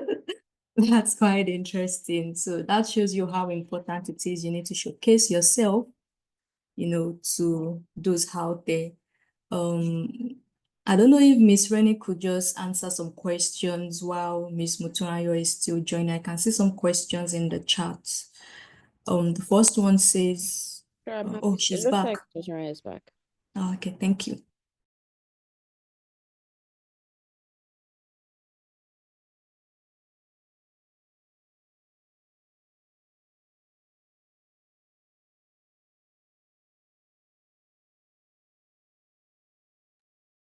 Yeah, it's fine, but we can't hear you.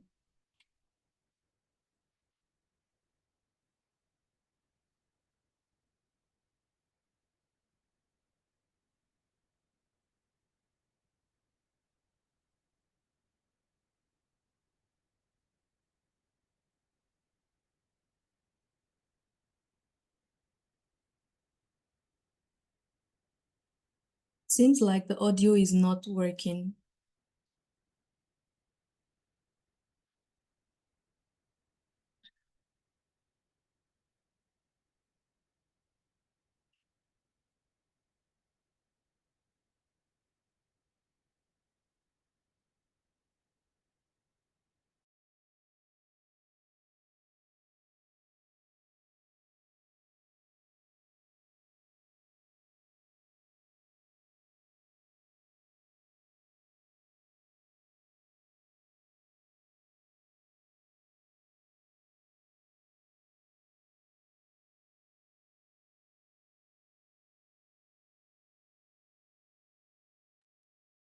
So while she's still trying to sort that out, if it's fine with you, maybe you could help us answer the question in the chat, Miss Odebi. So the question says, please, Madam Rainey has a new entry applicant. Is it compulsory or necessary to have an objective at the start of the CV? I've seen some professional CVs without having an objective. Rather, they prefer attaching their cover letter in every application they submit. Could you please share more light on that? Thank you, ma'am. Okay. Can you guys hear me okay? Okay, perfect. So, there are two things. Okay. The objective in your resume is not a replacement for your cover letter. The objective is a one-line summary. Like I said, if a recruiter has 60 seconds, looking at your resume, that objective gives me insight as to what I'm going to see when I read through your resume. Your cover letter speaks to your interest in a specific role. So even when you're writing your cover letter, a common mistake that I see people make is copy and paste when it comes to cover letters. Your cover letter needs to speak to your specific interest for the role that you're applying to and the relevance of your experience to that role. So the cover letter is role specific. Your objective is role agnostic. And what I mean by that is your objective does not relate to any specific role. All it does is it's highlighting who you are, the skills you have, and what you're interested in. Does that clarify? Thank you so much, Ma, for that details that you've just provided. So I think Ms. Sholabomi is now back and she can go ahead to continue her presentation. And we are so sorry about the glitch. Yes, please. I'm so sorry. I'm so sorry. I don't know what happened from my hand, but I think it's the network. The devil is a liar. Okay, so I was talking about the factors that that really matters for career growth, and that's I was talking about learning and skills, and how it matters for career growth. So I mentioned that it's important. Like you can take online courses, attend workshops, and also read books. And I also mentioned, okay, the second factor I talked about was networking, that you can use LinkedIn to network with people. And that we have platforms like LinkedIn. I think that's the only social media that you can get to meet with people that, I don't know about Twitter too. I think Twitter, yeah, you can meet with people like that. But whoever you'll be meeting, just know, I mean, ensure that the value align with yours. Don't just network with people just because you want to expand your horizon, but network with people that really matters, people that add value to you, because any little thing you do at this time really matters. And the third one is setting goals, because if you don't set any goal, how will you know where you are heading to? You don't have any plan, you don't know what you are going to, you don't know where you are going to. How will you even know where to start from, or what you need to do at a particular point in time? As simple as drinking water is, it is a go, because when you drink that water, it helps you do a certain thing, like quench your taste and other things. And the steps you do in taking that cup of water, those are the goals. Those are the measurable steps, the timeline, and all of those things. Like, I'm just using that as an example. Let's say, for instance, you decide you want to take water. I'm going to use this, and it's a very funny one, but that's how I can just break it down to you. And we have this acronym, the SMART, that is specific, measurable, achievable, relevant or realistic, and time-bound. So you set a specific goal that you want to drink water, right? Then you have that's your specific goal. The measurable, maybe you want to take 2 cups of water. You've measured it. If you're exceeding that 2 cups of water, that you've already passed in KPI, they'll call it exceptional.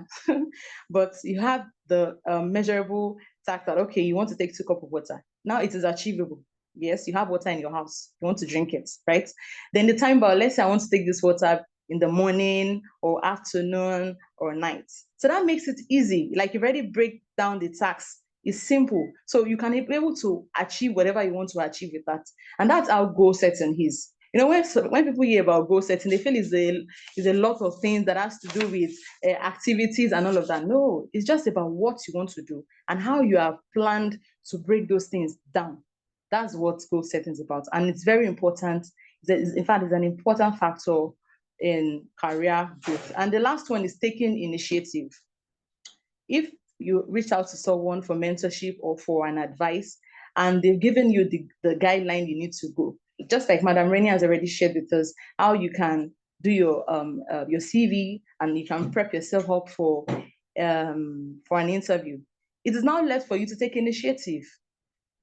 In fact, it is very, very important, because it is one of the fastest way to growth. It's one of the fastest ways to grow. And if you don't apply initiative, you can't be able to do anything. You don't have to depend only on someone to do everything for you. You just have to take initiative. The most important thing is you've networked, and after you're looking for someone has shared with you what you need to do. Then the next thing for you is to apply initiative as to how you are going to carry it out. In fact, at my place of work, initiative has a high percentage more than performance. That's how it is done in our pilot KPI. Initiative is where your boss will tell you, you have had an initiative this time, you've not had an initiative. As a matter of fact, it has higher percentage than your performance, because they believe that the performance comes from a place of your initiative. And if you don't have any initiative, that doesn't mean what you are being told to do. So it's really, really acceptable. And it can affect you and affect everything that you are doing. So it is important for someone who aspires to grow in his or her career to apply initiative, whatever they do. And let me not lie to you, there are a lot of challenges we face in this career growth. One is fear of failure. A lot of us have this fear that we'll fail, we can't achieve this. That's I call that imposter syndrome. You're a fraud, feeling like you can't do it. But I always enjoy this saying that can-do mindset is very, very important. So you have to develop that mindset that you can do this thing. People doing it, they don't have 2 heads. Lack of opportunities. In many industries today, they'll tell you there's no vacancy for growth. This is the role that we have. We are not looking out to recruit soonest. We are not looking out for this. We are not looking out for that. But it is left for you to create an opportunity for yourself. Take, for instance, before I was being told to lead a team in a particular project, I was also working under someone. No, I'm still working under someone, but it's now a bit higher than before. Okay, so before then, I was just this normal young lady who just do her work and all of that. But I felt that I can do more than this. Do you get? And when they brought in interns and all of that, I told my boss that I would like to set out a time to be training them about how to use the equipment and all of that. And so it was like a good initiative. And before you know, they had to give me a set of position for that. So anybody coming in now would have to be trained, would have to go through a section where I would train them. So I created the opportunity. Nobody told me it is important, it is necessary. Even in my appraisal, I write it there that I did this, I did that. And I ensure that all of this activity, they are documented. These are for record purpose, not that you're doing high service. Remove that from your mind. The last one is burnout. don't say because you want to grow in your career, you take a lot of things you do. You have to balance it. Balance your health, balance everything that you do. It is very, very important. Then, for practical tips with regards to growth, practical tips is number one, seek a mentor.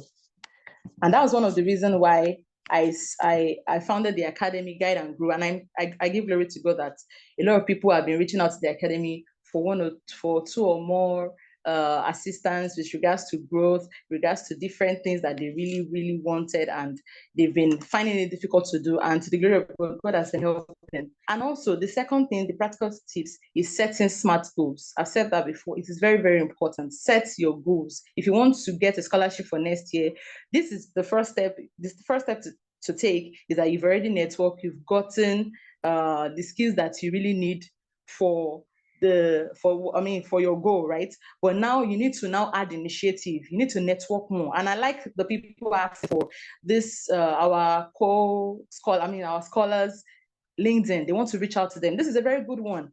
Reach out to people, because those little things you are taking, they help in achieving your goal. And the last one is being adaptable. You have to stay adaptable. You don't have to feel rigid. Be flexible. When you are doing something, be flexible. If you feel that you are not meeting up with Erasmus, look out for PTDF.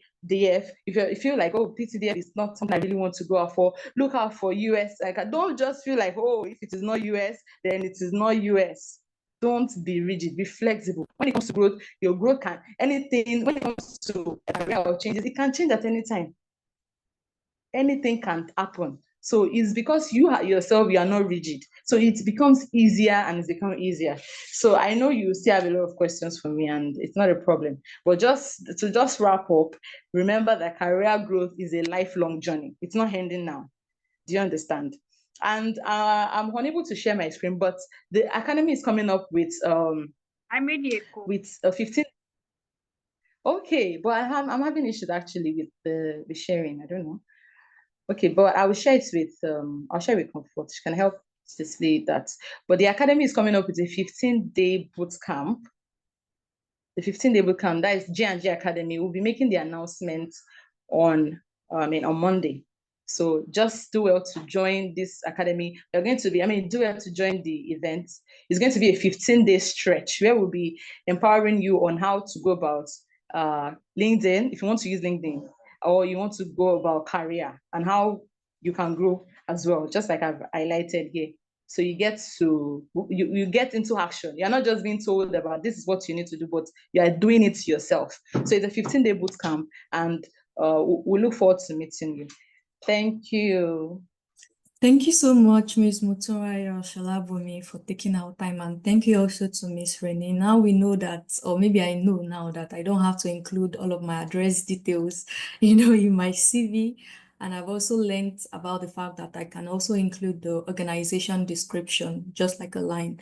That's something new to me. And from Ms. Motunrayo's talk, we know that when the student is ready, the teacher will definitely appear. So you have to live prepared by, taking more skills and acquiring more skills. So if you have questions regarding the career talk, I know some have been asked in the chat and Ms. Renee has done justice to that, but if you also want to ask questions on this platform, we have about 7 minutes for questions before we move to the next session for the scholarship. So you can just raise your hand and you'll be asked to unmute.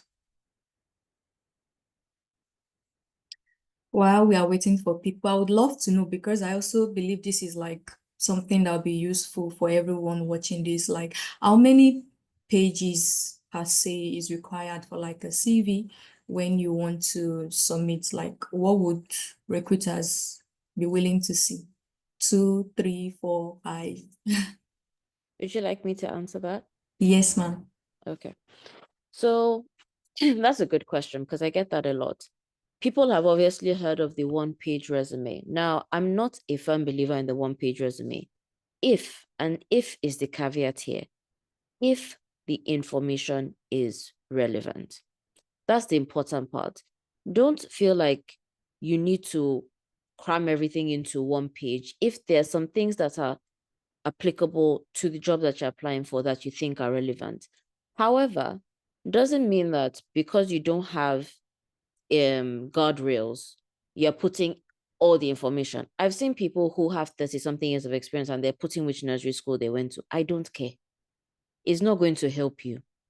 When you went to nursery school, it didn't add any skill set that is going to help you with the job. So the information that you have to add must be relevant. For example, if I think of my resume today, my resume is 2 pages long. But every time I get a new skill set, I'm tweaking previous information. So there's some opportunities that I've had before that are no longer on my resume, because as I continue to grow and advance in my career, some opportunities, the relevance of some opportunities is no longer there. And so I remove them. So there's no need for my resume to now be 4 pages long, because probably what is on that 4th page is not relevant. Now to that, because I know that some people here are academic scholars, you would have heard me say resume and not CV. And that's intentional. A lot of people mix up a resume and a CV. A CV is more academic because then they're going to ask for your academic citations at the end. So CVs are typically longer. A resume is a summary of your achievements, a summary of your experience. So what I shared with you in terms of template, that is a resume. And the reason I say that is because there are some people who will have longer CVs because of the experience and role that they're applying for. So make sure you also keep that in mind in case it's relevant to and for you. Thank you so much, Ma, for clarifying the difference between the CV and the resume, and I believe everyone has taken note of that. So we have Balogun Babatunde. You can please unmute yourself and ask your question. Okay, thank you, everyone. So my question goes thus. I graduated 4 years ago and I'm now a startup founder, and I would like to access scholarships based on MBAs and the likes. So I don't know if any of you have an experience of such and how I can leverage that. Thank you.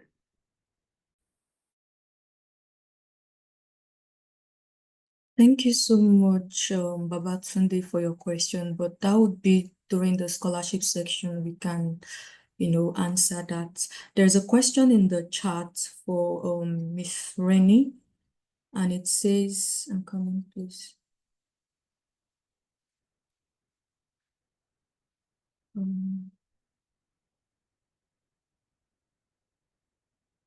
Madam Rennie, is it advisable to apply every job with a cover letter, even when it's not asked for by the recruiter? You made earlier mention of aspirations.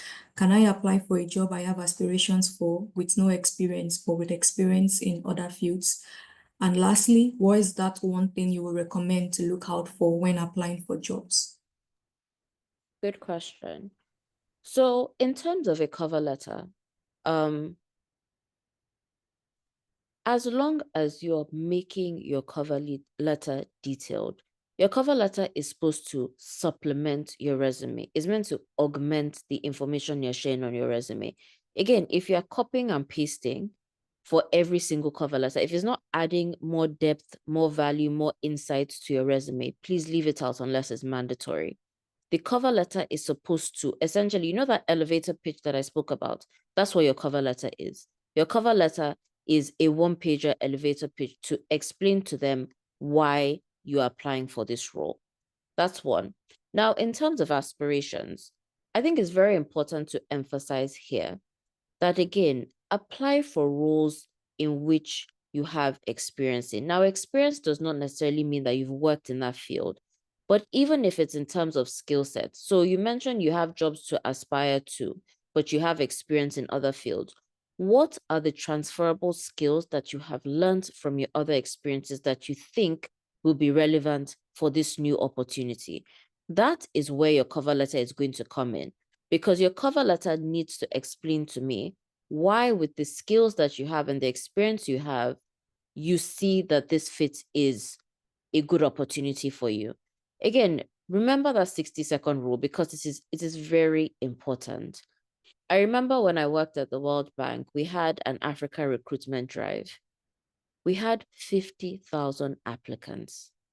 A recruiter does not have time to spend hours on end trying to decipher why you have applied for a role. Some of you might have seen, I think it was 2 years ago now, when Flutterwave did our graduate trainee program.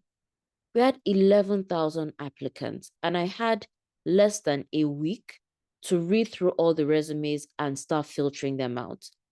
If I cannot at a glance see why your profile is a fit for this role, your profile has not done justice to your experience. It needs to be obvious to me why you've applied for this role. Even so, again, nobody should have to ask you. I'm not going to call you to be like, oh, I see you applied for this role. I don't really understand your resume. Why have you applied? If I have to think and analyze on the back end why you've applied for a role, then that is not the role for you. It needs to be obvious, or you need to have stated something through the way you've written your resume, through your objectives, through your cover letter, highlighting why you have the skills to fulfill the role that you're applying to. And I think that also relates to the last question. What's one thing to look out for when applying for jobs? Do you have the right skill set for the role? That's one thing to look out for. Do you have the skill set? If you have the skill set, go ahead and apply. There's no limitation to how many roles you can apply for, where you should apply to, when you should apply to them. But make sure it's relevant. It saves you time. It saves the recruiter time. It saves you time in the sense that you don't want to constantly keep getting rejections or be wondering why your profile is not going anywhere. It's also demoralizing for you. So make sure you're putting your best foot forward. Set yourself up for success. I hope that answers your question. Thank you so much, Ma, for answering the question. And this will be the end of the question and answer section. Thank you to all the speakers for the career session. We've definitely received, very valuable information, and I'm sure so many people will be able to apply this in their next job search journey. So now we'll be moving on to the part 2 of the scholarship talk. And now we'll be inviting Mr. Victor to talk on the Chevening Scholarship. And to introduce him, is currently pursuing his master's at the University of Leeds in the United Kingdom as a Chevening Scholar, where he's studying the food science and nutrition, and his undergraduate degree was also in food science at the University of Calabar in Nigeria. So thank you, Mr. Victor, for agreeing to be here. So over to you. The next 10 minutes will be you telling us about the Chevening Scholarship and how people can position themselves to be selected. Hello everyone, can you hear me? Yes, Awesome. we can. Thank you so much, Comfort. Thank you so much. It's just been really amazing listening through the sessions. I can say I'm already gaining a lot of information from here. Thank you so much, Motunrayo and the organizers of the program. Right, so I would be jumping right on to discussing the Chevening Scholarship. Just as announced or as mentioned earlier, my name is Victor Jating, and I'm studying for a master's in food science and nutrition at the University of Leeds, right? And I think I can share my screen, right? I just have a few slides to discuss. I'll just share a few points on the Chevening Scholarship, and then we can move ahead.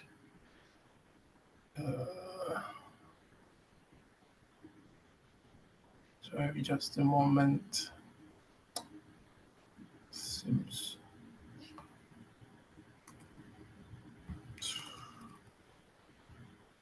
Okay.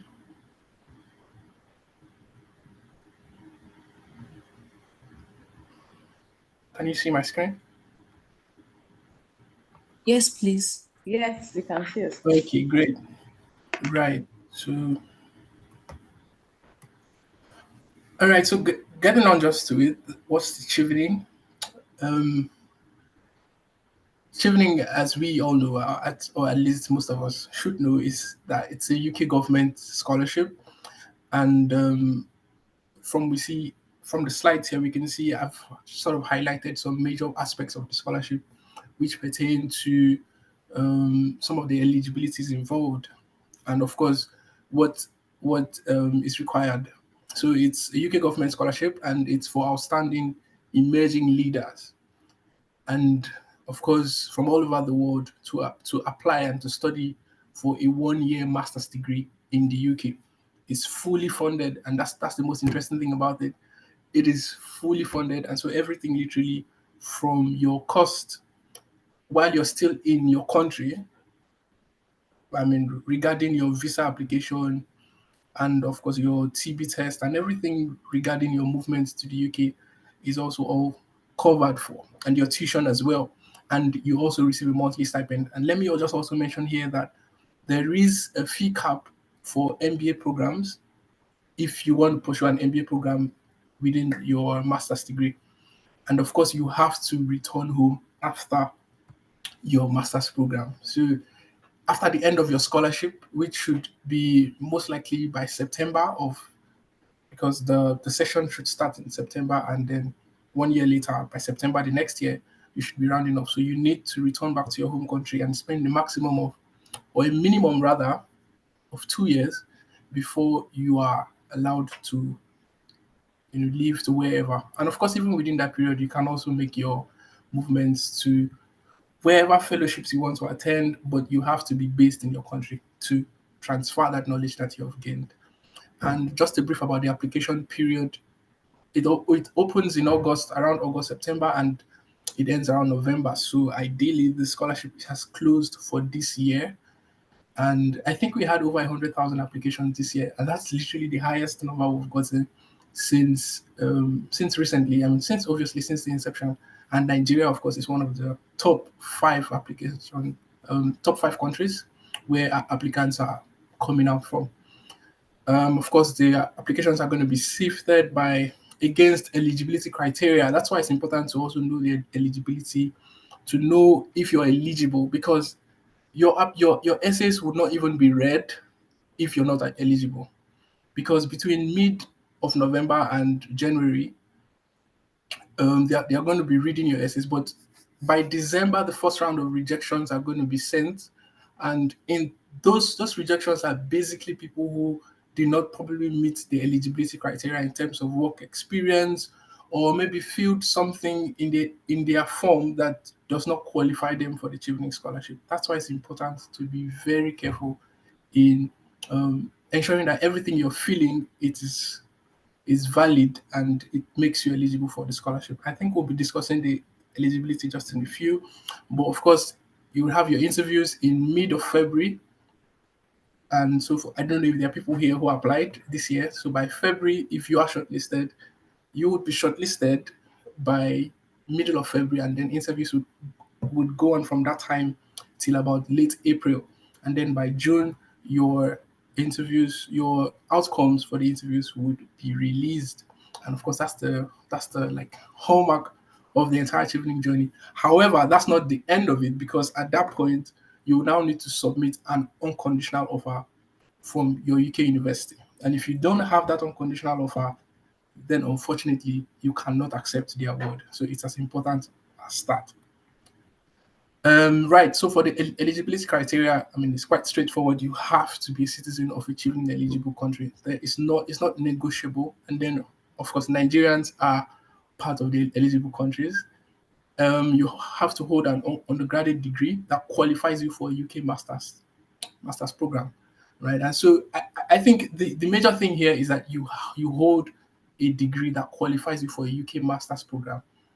It doesn't necessarily have to be that you went to that you basically have a first class or a second class or a third class, as long as you can gain access into a UK master's program. If you can get unconditional admission into a UK master's program, then Chevening would be willing to give you the scholarship if you eventually are successful through the journey. And of course, you need to have 2 years work experience, 2,000 or 2,800 work experience hours.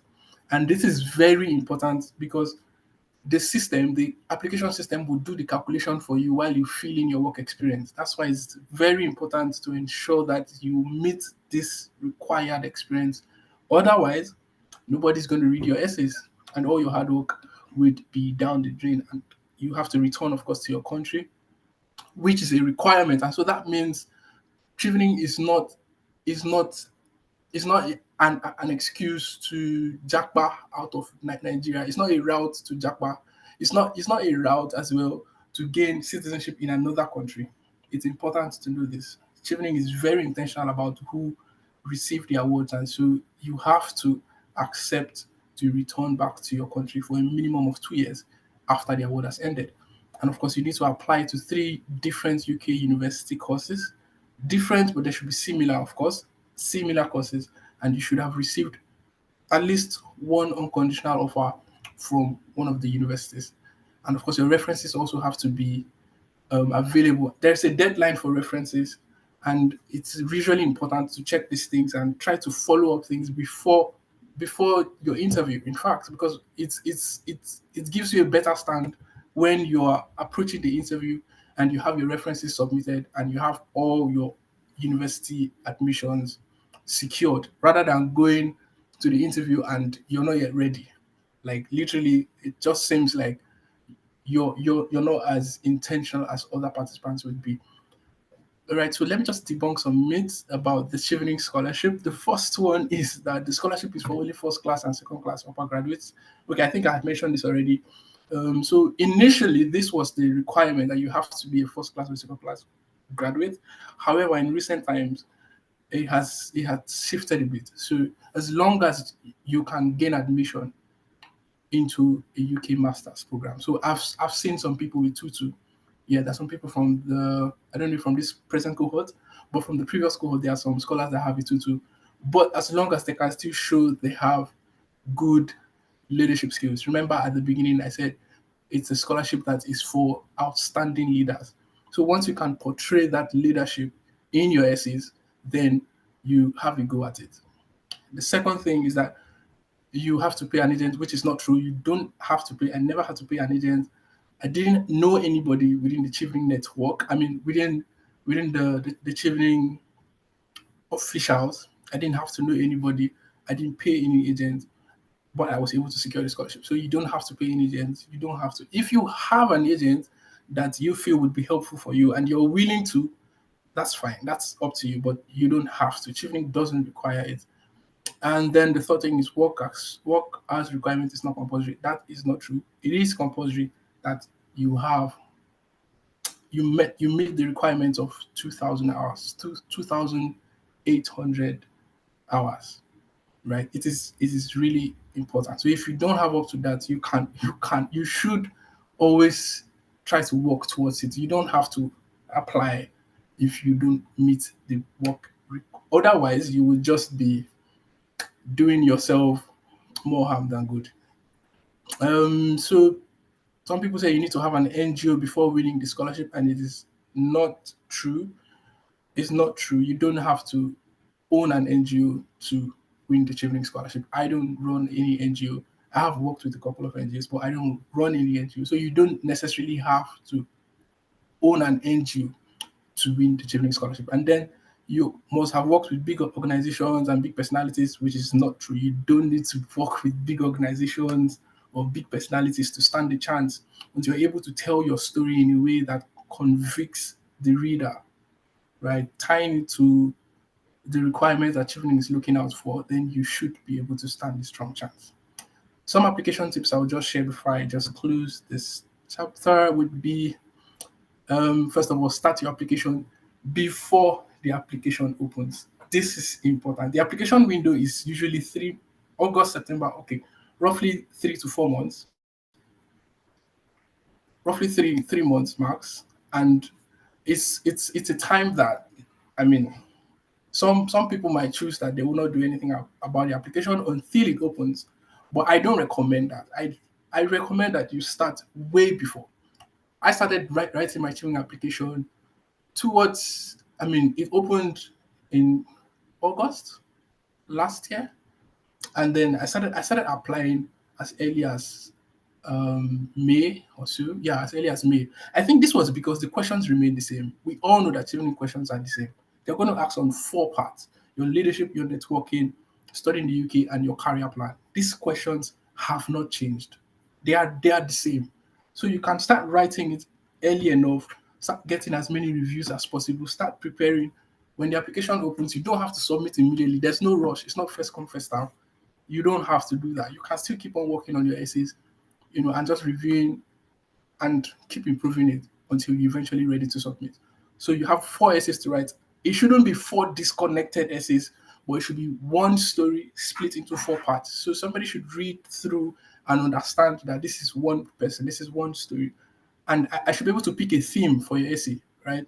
Your leadership essay should not be talking about governance and your role in the public space, and then your networking essay is more focused about an NGO that you were working in the health sector, and then you're studying the UK. You now want to go and study something related to public health, and then nothing literally connects. That's not the kind of essay that sells. You need to ensure that there's a theme that connects through, right? That is really important. And of course, ensure that your reference letters are secured early enough and you have your offers early. I know people who have lost Children's Scholarship because they didn't get unconditional offer. You don't want that to be your testimony. You don't. Right. Know the UK government priorities in your country, in Nigeria.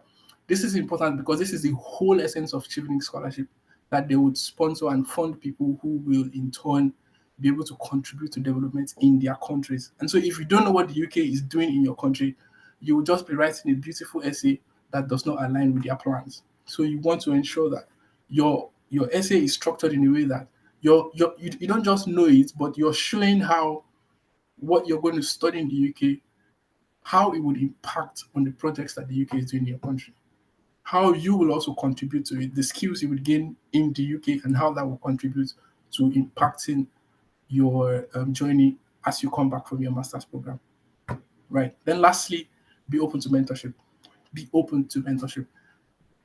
This is important because you can't obviously do this on your own. You need to have people in your space who can. They may not necessarily be Chevening scholars or Chevening within the Chevening family, but if you have people that you can trust, and check for some grammatical errors and issues like that, can really help to improve your essay. So when I was writing mine, it wasn't just people within the Chevening network. Across were also open to um, giving me some tips, and that really helped in shaping my entire journey. So these are some tips that I believe can help anyone who is really interested in gaining the Children's Scholarship. Thank you Thank so you so much. much, Mr. Victory, for taking out time. So without wasting much time, because I think we are past time, I'll be introducing the next speakers. We have 2 people who will be taking care of scholarship opportunities in the US and in Canada. That's Joshua Samuel and Islamiyat Ojelade. So to introduce them, Mr. Joshua is currently at Illinois Institute of Technology in the USA pursuing his program in chemistry, and his undergraduate was also in chemistry at Federal University of Agriculture, Abeokuta. And we also have Ms. Islamiyat Ojelade, a PhD candidate at Florida State University in chemistry, and undergraduate degree was in science laboratory technology, chemistry major at Federal Polytechnic Ilaro in Nigeria. So thank you so much, and over to you.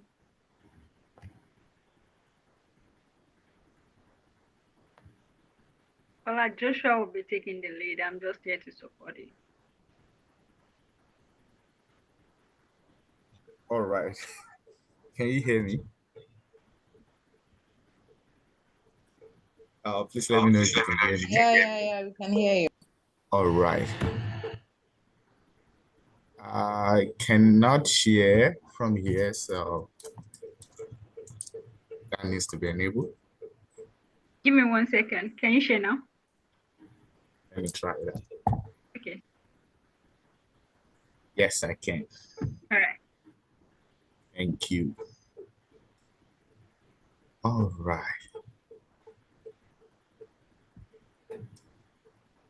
I think we are good now.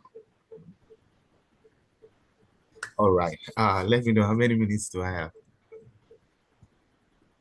We have 12 minutes. 12. Okay. I'll try my best. Okay, so Good afternoon, everyone. I know some of you are in the morning, so good morning to you. All right, so my name is Joshua Samuel. I don't need to introduce myself again. They've already done that on my behalf, and so thank you so much for the introduction. All right, here I'll be talking about the United States scholarship, the scholarship that you can have access to in the United States and Canada. Okay. I'll be talking mostly in terms of the United States because I think that Canada is like the younger sibling of United States. So most of the things that apply to the United States will apply to Canada. All right, so a brief introduction of what my profile looked like when I actually got admitted into Illinois Tech or when I won the scholarship. It's basically that I graduated with a first class. I wrote a TOEFL and I had 101. I didn't write GRE, but I had a publication, right? The publication was actually a local, what would you call it now? A local publication, not even in the local journal as it will be. It's a conference publication. So I mentioned that because I think that some of you would think that what you need is like the national journals or international journal. If you can get that, that is fine. But you can also publish your work at the conference, and that will be just that will qualify you enough for publication category. All right, so at that time I won 2 scholarship. I got a scholarship, research scholarship, Illinois Tech, and also won the ANSO scholarship, which I know that Afolabi had already done a good job talking about that. Now I currently do my PhD in chemistry. Here are the process that you actually need to get admitted into a school in the United States. You need the referees, you need the schools that you want to go to, you need to know what your interests look like, you need some standardized tests. I'm going to talk about that a little. You need publication if you can, and then essays, you need CV, you need to email a lot. You have to apply in the in the end of everything, right? And of course, the outcomes are actually not, of course, once you submit your application, it's no longer in your power to do whatever you can anymore. So you either get an acceptance or a rejection. But I put a rejection there because most people don't put that into their calculations when they're applying. But I want you to factor that into your application. And we're going to talk a little more about that when we're talking, okay? All right. So I'll talk about the referees first. For the United States, you need 3 referees in order to actually apply for any research funding or whatever school that you're applying to. You need 3 of them. The things you need to do basically is that you need to prove yourself already. And this, when I mean prove yourself, is that you have to make yourself publicly known to these referees. Most times, especially as Nigerians, right, your professors usually don't want to give a reference to somebody they don't know. So you probably should have made yourself a public figure to them one way or the other, okay? Choose those who love you, all right? There's going to be times when it's hard, inconvenient, and you want somebody who is willing to write for you anytime, any day. So you want to choose that. Also, I just want to encourage you to be courageous. Just, call that person, send the email to that person. And lastly, craft your own reference letter. I did craft my own reference letter because my professors, they don't have time like that. So if I leave everything to them, they probably won't do it for me. So I'm going to craft a reference letter. If they have to edit it, that will be left to them. But at least they have something to start with, and that eliminates a lot of burden on their part. Now to the schools of interest. The duration for a PhD usually in the United States between 3 to 6 years. I say 3 for those who are especially in the non-physical science areas. For those who are in the science area, you're probably going to spend like 4, 5, or even 6 years, right? For masters, it's between 18 and 24 months, all right? It's extended to 24 months because of research. So it depends on whether you're actually doing a research or you are not doing a research. Okay, but if you're doing a research, you should expect that you actually have to finish up some of these things you started, and therefore it may extend to a full 2 years. But either ways, it's around that time.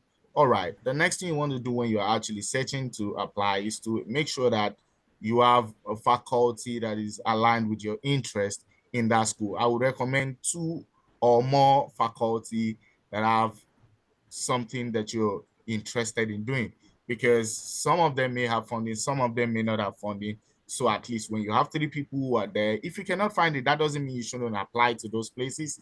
But if you find places where you have 3 faculty who actually align with your interest, that's like a big deal for you, okay? And the other thing I'm going to talk about is that sometimes you have to align your interest with the faculty and not your own interest, because at the end of the day, you're not the one funding yourself. You want to make sure that you have a professor, somebody who has a funding that has research interest that is close to what you're thinking about, all right? I have a friend who actually did want to study something related to AI, okay? He ended up finishing as a biomedical engineer. Is currently finishing up. Now that's like a wild difference, right? But here's the thing. For his own case, the professor promised, oh, you're going to work on AI. But when he got on board, there was no funding, I guess, for the AI thing. He had to work on something else. So he kind of like deviated a little from the original intent. But I'm just telling you that there's a little bit of flexibility when it comes to research interest. As far as funding category is concerned, recently I'm beginning to see professor in the United States who says, don't email me, just apply. I would say do the 2, okay? Email the person, just like let the person get to know that you exist. That's what the email should do, much of it, okay? There are some schools that they want you to apply, they want you to contact the professor first. In those categories, you email the professors first. But in many other cases, especially when you're applying to, say, for example, a very top school, they don't really need you to apply to email the professor, to be honest with you. They just need to put in your application. If your application document is actually great, they are going to get you in. The thing that you need to consider is the category of scholarship you are having, okay? Some people get funded by the department directly. Some people get funded by their professor directly. Some people get funded by organization in the United States. I'm not going to take that out. It's rare, but it happens, okay? So depending on the category of your funding will determine the kind of work you're going to do. If you're funded by the department, most likely you're going to be a TA. You're going to be a teaching assistant. If you're funded by your professor, you're most likely going to be a research assistant, okay? And you may start being funded by the department or the school in the first instance when you come in, and then you end up being funded by a professor ongoingly, okay? I started out like that. The department gave me funding when I started out in my first year, and after my first year, you had to be a shift between my professor and the department, my professor and the department. So you can have that category in your mind, all right? So one of the things you have to consider when you're applying to the United States is the cost of living in the areas you're applying for, as well as the funding that is available for you in those places. But that you cannot know the funding that is available to you until you have gotten your admission letter, okay? So I'm just saying that when you want to make your decision, you have to put that into consideration. The location that you're applying to, if you're applying to, say, for Chicago, where I am, Chicago is not as expensive as most other cities in the United States, although I would say that it's fairly expensive, but not as expensive as the other beautiful cities in the United States. It's very manageable. Also, it depends on your context. If you're married or you're single. If you're married, then you know that there's quite a lot of other things you have to put into consideration before you kind of like accept to get in. Under the funding category, there's also times where schools actually give you funding for your health insurance. Now, it's often not usually stated. I didn't get the health insurance, then I had to pay from my pocket for the health insurance. But either way, I don't think that is something that you should fret about, okay? The next thing is the admission cycle. The admission cycle is usually between fall and spring. Oftentimes, the fall admission closes in December. The fall application closes around December, and the spring application closes around May, June, okay? So if you want to apply for spring, you got to already start preparing for your application by now. If you intended to apply for fall, it's probably towards the end of the application for fall already, Okay, so those are the application cycle that you have. Sometimes people get admitted in summer. I won't take that out. But those who are admitted in summer are often going to be research assistant. It's usually that they have contacted the professor wants to work with them, and the professor wants to bring them in summer, and so they get funded and will be researching during the summer time. All right. About the standardized test, the publication, and the documents you need.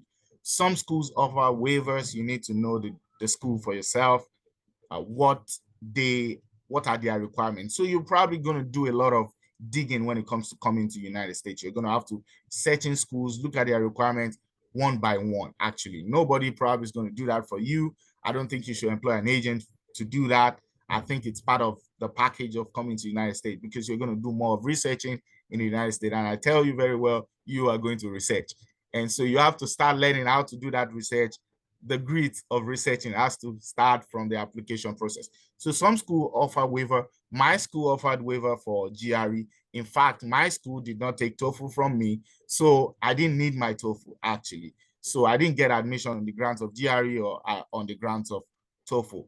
Publication, like I've said, you can publish your undergraduate work if you already had a publication. That's really good for you. Okay, you can publish in Elsevier or any other journals that you think is reputable and your work can go into. Write those tests, GRE especially. I think that if you have money to apply for to write GRE, I think you should do. It positions you to actually get admitted. Although most schools will tell you, oh, it's not required, they don't need it. Those schools that say they don't need it, you probably have to fight your nose through funding opportunities. Okay, but if you write those tests, you can present those even if they don't need it, and that could be a consideration for why you may get.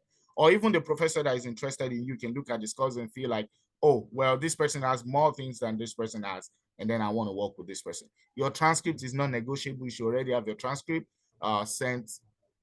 Often the way I did mine was I had this transcript sent to a particular organization, all right, and then I had a copy as a result of that, so I can send like this unofficial copy to all of the people, all of the places I'm applying to, and then later on you can send the official copy. You shouldn't be sending official copies to schools unless they actually ask for it. Then the first thing you should get when you're applying is your passport. I think most people cannot apply to the United States without actually having a passport, because I think they're going to actually ask for those for your GRE. You're going to ask for those things in your application, so you need those. Your essays, I'm not here to tell you how to craft an essay, but of course, you should craft your stories. You need an academic CV. I think you should use templates. It's very advisable. I think G&G is probably offering opportunities for all of those stuff. So you should probably contact and see if you can get templates from them. I'll get your CVs and your essays reviewed also by people who have won it before or who have expertise in doing this. Send simple and inquiry emails all the time. Send it to the professor. Get to ask questions from them. By doing so, you're probably getting yourself familiarized with them. Ask them about something you read in their paper and you think is very useful for you. They love your inquisition. You are not thrown aback by it. Although they are busy, I want to say that. So you might want to interweave your questions into the very important emails that you have sent to them. All right, submit your applications early. And of course, the outcomes is not in your hands. So make sure that you have done that appropriately. And I think that's really what you need. You just need a couple of other things like clarity. You need good relationship. You can get that with all of the friends you have around who are actually doing the same thing. You need hope. Actually, you need to be resilient too. To be honest with you, I think that application is actually very stressful. It's just like applying for a job. So you need to be resilient and you need favor on your side too. I've listed a couple of universities here that I think you can just get on with your search for United States. On your left, you have the schools in the United States. On your right, you have the schools in Canada. You can just write them down, or I can probably send in this page of the presentation to Islamiyat, or the coordinator of this thing, and then you can get it and you can start from there. All right. So that's all I have to say concerning this. I'll let Islamia add other things if she has to say, though. And I'll be expecting your questions if you have any. Thank you for having me. so much. Thank you so much, Scholar Joshua, for sharing all of this information. And Islamiyat would like to add some things, especially for HND holders. So I would allow her to do that now. Thank you so much, everyone. Thank you, Josh. You've said everything. So, in addition to what Josh has said, I just want to say that basically the requirements for whether you have HND or you have a bachelor's degree is similar. The only recommendation I have for HND holders is that you guys should do an evaluation of your results. And for you to evaluate your transcripts, your HND and ND transcript, I've seen a lot of people asking me, Samia, do I only have to evaluate my ND or just my HND? So I strongly recommend that you evaluate both your ND and your HND transcript, okay? Evaluate your ND and HND transcript, and there are several evaluation bodies. I'll drop the links in the chat. So I would recommend that you use WES, World Education Service, and that's WES.org. Then you could also use IEE.org, myIEE.org. So I strongly recommend these two evaluation services for you to because what they do is they make your HND an equivalent of the United States bachelor's degree. And for any graduate program, whether a master's degree or a PhD in the United States, you actually need a bachelor's degree. So your HND will be converted to a bachelor's degree if you evaluate your results with IEE or WES. Okay, so but for other processes, it's the same. For Canada, I also have experience about Canada, but the truth is to get a master's degree, a PhD with your HND in Canada is very difficult, and I would say very close to not even getting it. Okay, but for USA, yes, I can assure you that because I applied for stuff in Canada in 2020. I was not offered admission. I was given undergraduate admission. Josh was aware then, and Afolabi too. So I was given undergraduate admission, which means I have to start from like 200 or 300 level to earn my bachelor's degree before transferring into a master's degree program. And for those of us that were asking questions about if we could apply for using HND for Chevening, for Commonwealth, I believe that you might not be, they might not specifically say that they would be accepting HND on their website. But one thing I used to do is if I have the requirement, I will still go for it, regardless of whatever they put on. Although there are some, exceptions when they say, oh, this is the requirement, they won't go outside the box. But the truth is, with your HND, and you meet other requirements. So you're not only relying on your HND, you meet other requirements. I would say that you should shoot your shot. Okay, shoot your shot, try to, apply. And yeah, that's all for now. I think that's basically everything I want to say about HND particularly. So make sure you do your evaluation if you're applying to. Then, I remember something now. I would recommend that when you're writing your academic CV, they're not here to teach you how to write academics. It's just to give you the information that you need. Oh, there are several opportunities out there, whether career or studies. There are several opportunities out there for you to explore. So for HND holders, I want you to, because when you evaluate your transcript, the evaluation report will say that your ND is an associate degree, US associate degree, and your HND would be US bachelor's degree. So when you're writing your academic CV under the education, I would recommend that you just put, associate degree, US associate degree equivalent, instead of writing national diploma or higher national diploma. Just write US bachelor's degree equivalent. Okay, so that's what I would say. I hope that helps you, and we hope that you all have learned a lot of things. I mean, it's an informative session, and you've been exposed to a lot of information that you wouldn't just get if you don't attend this webinar. Thank you. Thank you so much, Islamiyat, and thank you to all of the speakers who have been on board in this webinar so far. Now we'll be moving to the question and answer section, which is the final before we call it a day. So I know there are some questions in the chats, especially one about US that have not been previously responded to. And if you have questions, you can also raise your hands. Oh, the person I was about to read a question just raised their hand, so I'll let her do the speaking herself. Blessing, you can go ahead to ask your question. Okay, thank you so much. My name is Blessing. Can you all hear me, please? Yes, go ahead, Blessing. Okay, thank you. My name is Blessing Benova. I'm a pharmacist and first degree pharmacy, then I did my master's, clinical pharmacy. So I actually applied to University of Minnesota for experimental clinical pharmacology and I did submit before the closing date, but I was advised to reach out to some of the professors, to some of the professors, about three of them, which I did after submission of my application, but I haven't sent a reminder. Only one did respond, and told me that he has so many students now, and he wouldn't be taking any other student for the next session.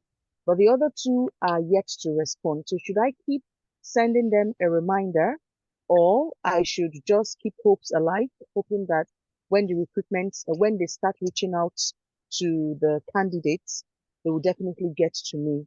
And the last speaker actually said something about that. The man that is doing his PhD also in chemistry said something about a new law in the US also. Am I safe or should I still keep reaching out to them? Thank you very much. All right, so Islamiyat, do you want to take that or should I take it? Please go ahead. All right, so I think that okay. So first, I need to clarify that it's not a law as in passed by the United States in general, but I have seen a couple of professors, especially in the high-profile universities, say they don't want those emails and stuff like that. But in your case, I think it's important that since you have sent an email already, a reminder would hurt. Okay, so if they want to reply, just send a reminder. A reminder won't hurt. So go ahead, send the reminder, and that doesn't change the outcomes of your admission, to be honest with you. I don't think anybody's going to get angry and say, oh, that person has been emailing me too much, then I don't want that in this school. No, I think a reminder just says to the person, hey, if you didn't see my email the first time, please check it out again. Okay, so and also professors are quite busy, so they may miss it. My professors sometimes miss my email, and I have to be like, oh, I sent you an email, so and that will work. The other way you can do this is that if you have students in those labs, you can reach out to them, okay, and say, hey, I'm trying to apply to your school. I sent an email to your boss. You want to put in a word for me about my email or something like that, okay? And yeah, you never can tell. The person may just be hospitable enough to give you the push that you need to get a response. Otherwise, you would have to be hopeful. Thank you very much, sir. I'm really grateful for your advice. Thank you. You're welcome. Thank you so much. Is there any other question? I knew there was somebody raising up a hand, but I can't find the person again.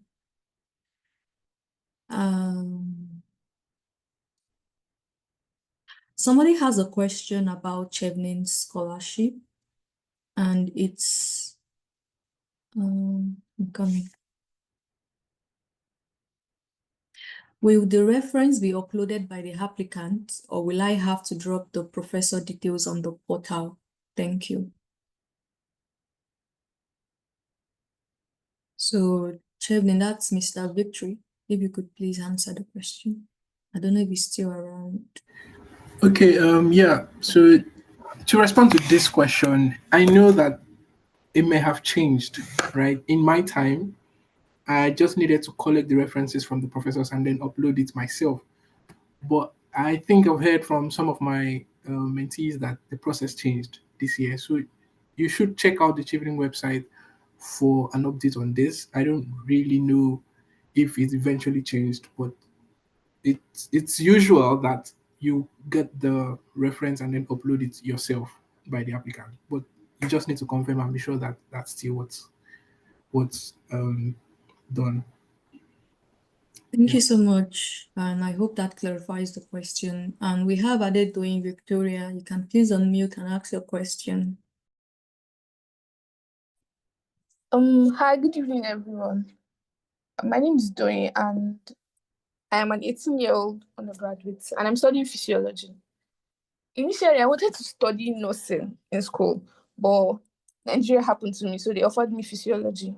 And I've been applying to some schools to study nursing, but most people didn't talk about undergraduate scholarships. It's just the one from China, and I don't think I would want to go to China to study nursing. So I want to ask if there are any other opportunities available for somebody like me.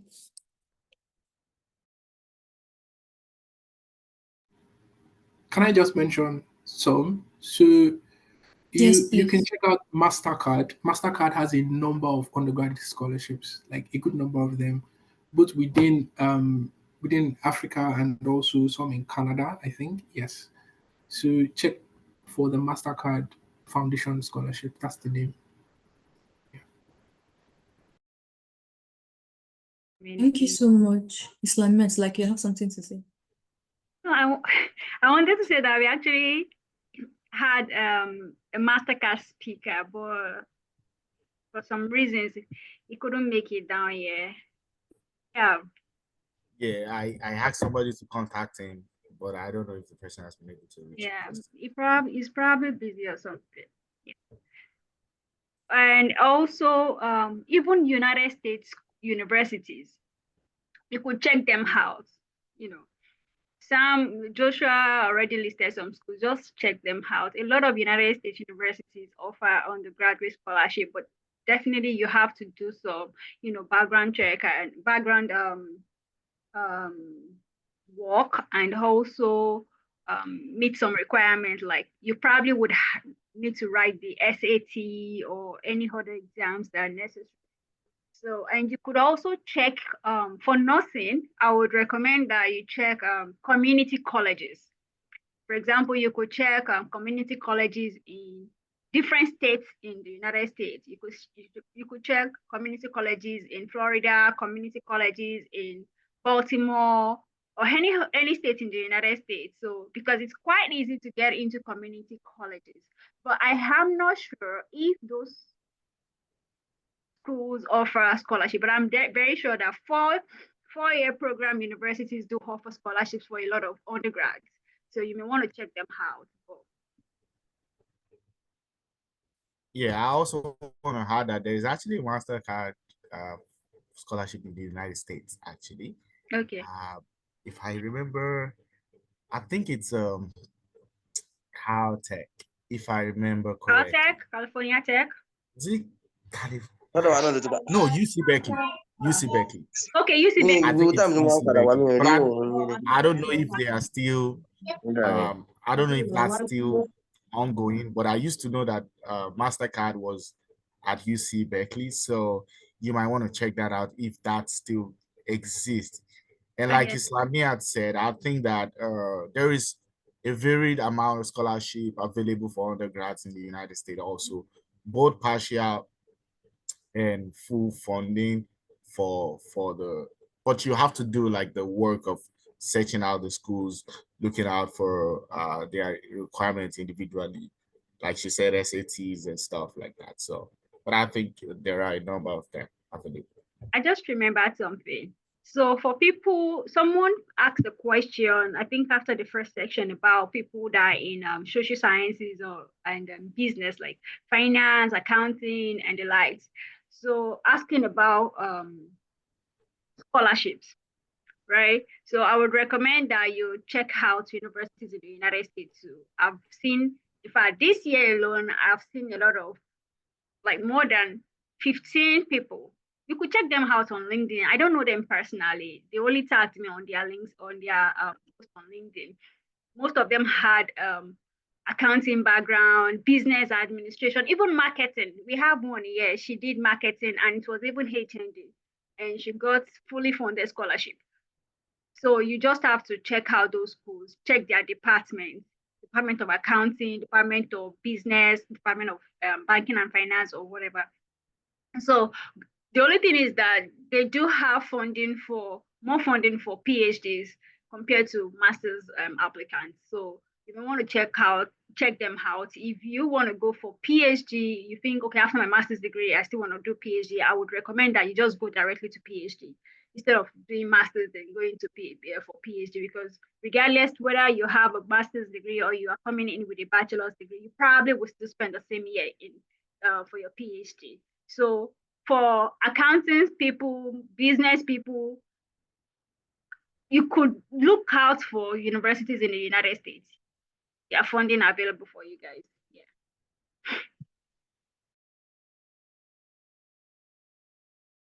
Thank you so much, Islamiyat and Joshua, for providing information. We have Mr. Murphy raising his hand, so you can please unmute and ask your question. Good evening, everyone. I'm of the Ghanaian, I will be graduate of Social Processes Adegbenro. Please, I want to know if there's any scholarship opportunity for civil engineering bodies in UK or US for masters. Sorry, we can't hear you Can well. you tell me? Hello? Yes, Can we you can hear me hear now? you now. Yeah. Yeah. I'm a graduate of Federal Polytechnic Adeleke, Nigeria. Please, I want to know if there's any scholarship opportunity for a civil engineering graduate with HND result in UK or US. Islamiyat. The answer is yes. The answer is yes. I believe Joshua already did justice to this, and I already supported him by giving you some hints. Maybe you were not here then, but yes, the answer is yes. Just have to search for schools, look for their requirements, and a special recommendation for people with HND will be that they should evaluate their transcript with WES or my.iee.org, so that their transcript will be US bachelor's degree equivalent. And you have to search for schools. Look for it's just straightforward. Just go to universities. I don't know if you were here when Joshua was presenting. You could first start your search with those universities listed on his slides. Illinois Tech, Department of Civil Engineering. Then you go there, check for master's degree program or PhD. Then the requirements, what do they need to do? Write essays, write academic CV, submit my transcript, submit letters of recommendation. So in a nutshell, yes, yeah, a lot of scholarship available for you in the United States, regardless of your background, whether you're sciences, social sciences, or arts or anything. Even creative arts, there's scholarship, master's and PhD scholarship in the United States. So yeah. Yeah, can I say that one more thing that I think I didn't mention is the issue of application fees. Okay. There are so many schools that offer a waiver. I think I mentioned waiver, but I didn't specifically apply that to the application fee. There are schools that offer waivers. Again, I cannot tell you specifically which schools does that. But what I can tell you is that when you see schools who say, hey, you have to pay some amount of money for your application, you can email them and tell them, hey, look, I don't have the money and I'm very much interested in applying to your school. Can I get a waiver? It doesn't hurt anybody to just be courageous to send that email. I'm telling you, I did not pay an application fee to get into Illinois Tech. And I'm sure that there are so many schools who will be willing to waive the fees for you if you can just, as they say, shoot your shot. Thank you so much for that addition, Scholar Joshua. Adebenro, do you still have a question, or is still from the previous question? Your hand is still raised. Yes, I do have a question. Okay, go ahead, please. Yeah, this year I applied to a school in Kentucky, Berea College, because they do free tuition. And like testimonies I saw of people on like YouTube, they said if you want to have like a higher chance of getting in, you should apply to other schools. So that's the only school I applied to this year. And unfortunately, I didn't get in. So I want to ask if I should still do the same thing and like put my egg in one basket, or like just apply to as many schools as possible this coming year? Scholar Joshua and Islamiyat. Well, I think that if it doesn't cost you too much, I think you should do well to, kind of like expound your opportunities. If you're not paying application fees for like 3 schools or 4, I think you should just do it. It's only for the places that you require application fee that you be like, hey, I need to be very careful. And if you're paying for application fee, say for example, $70 or $100, then you know that you actually have to put in your best into those schools. I mean, not saying you have to put in less to those schools that actually offer you free application fee waiver, but I'm saying that if any school offers you an application waiver, then you should just utilize it and apply and sit back and relax. Okay, I mean, that's what I did, and I think it's very helpful. Just apply to as many schools as you can. I mean, I know that is exhausting, finding out schools and applying for those, right?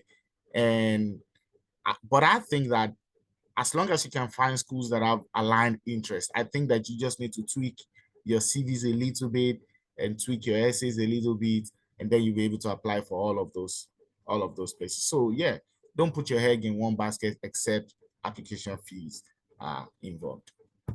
Thank you so much. I think this will be the last question from the chat. Oh, okay. I think somebody responded already to it about if you need to evaluate your transcript. Yeah. And So if okay, you maybe have a one. bachelor's degree already, you don't need to evaluate any transcript unless otherwise stated. For example, my school now, whether you have a bachelor's degree or you have a HND, they require that you evaluate your transcripts. And that's because a lot of people are using fake results, not from Nigeria, from other countries. So people use fake transcripts. So you must evaluate your transcript. So if the school does not make it mandatory for you to evaluate your transcript, if you have a bachelor's degree, whether you have HND before or ND, and you did a direct entry to get a bachelor's degree, you don't need it. You don't need it. Thank you so much, Islamiyat. And maybe one last question. Somebody is asking if there is scholarship opportunity for accounting and finance in China. So I don't know if Mr. Fala. Is that Falabi here? Yeah, I'm here. Yes, there are scholarships for accounting and for other management. You just have to search for them. I think the University of South China, I think they have some scholarships for accounting. So I think for that one, you just have to search for schools that are not USTC. I think USTC has accounting, yeah, but UCAS does not. They don't have accounting. You just have to search for universities for Chinese government scholarship. Yeah, you definitely get there. And the offer is really good. You live in a good apartment and you don't have to do research. So yeah, you should find it. Thank you so much, Scholar Falabi, and we are now rounding up. And thank you all for staying to the end. I'm sharing the flyer for the 15-day bootcamp, LinkedIn and Career Boost. So you guys should tune into these and, register, reach out to Islamiyat and Miss Motunrayo for more details. So I'll be letting Islamiyat now to take over from here. Okay, so we would like to appreciate everyone. Is that not what you want me to do, Comfort?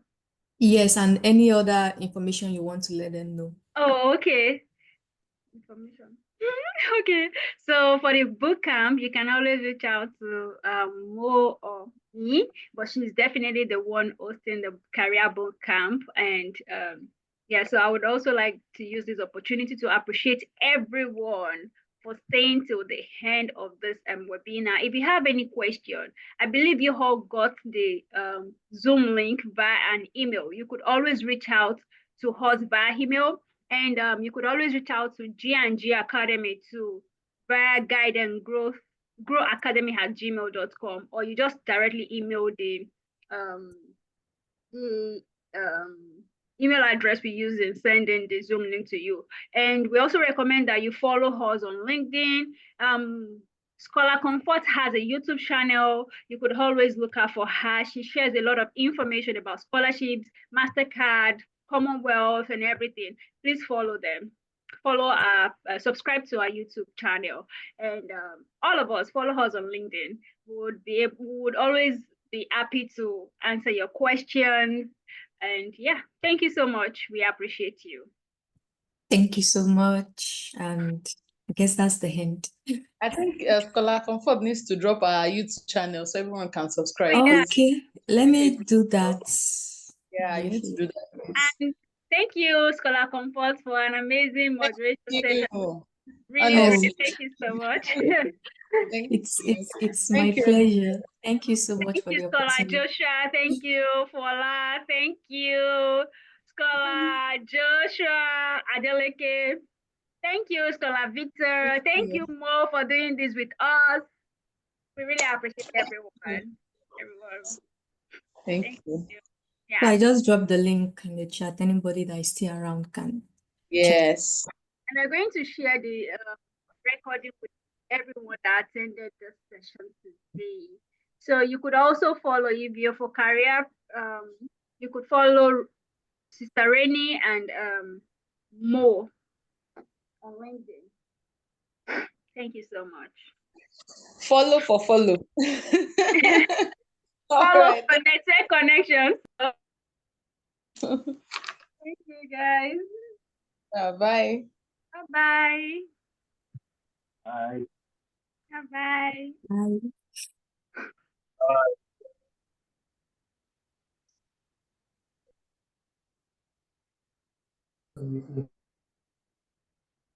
Comfort, thank you so much, Joe. Oh, we thank God. Oh, Joshua, you're still here. Scientist Joshua.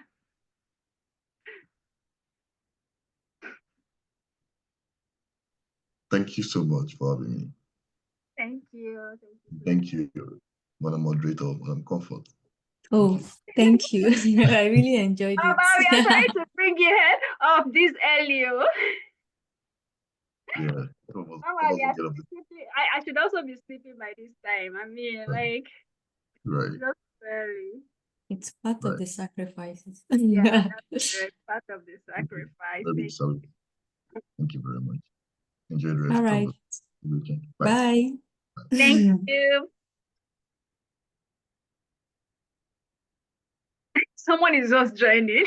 The person will meet us in the other side. Yeah. Who don't want to leave again?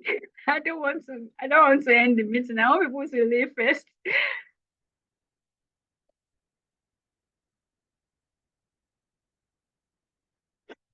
Let me end the meeting then.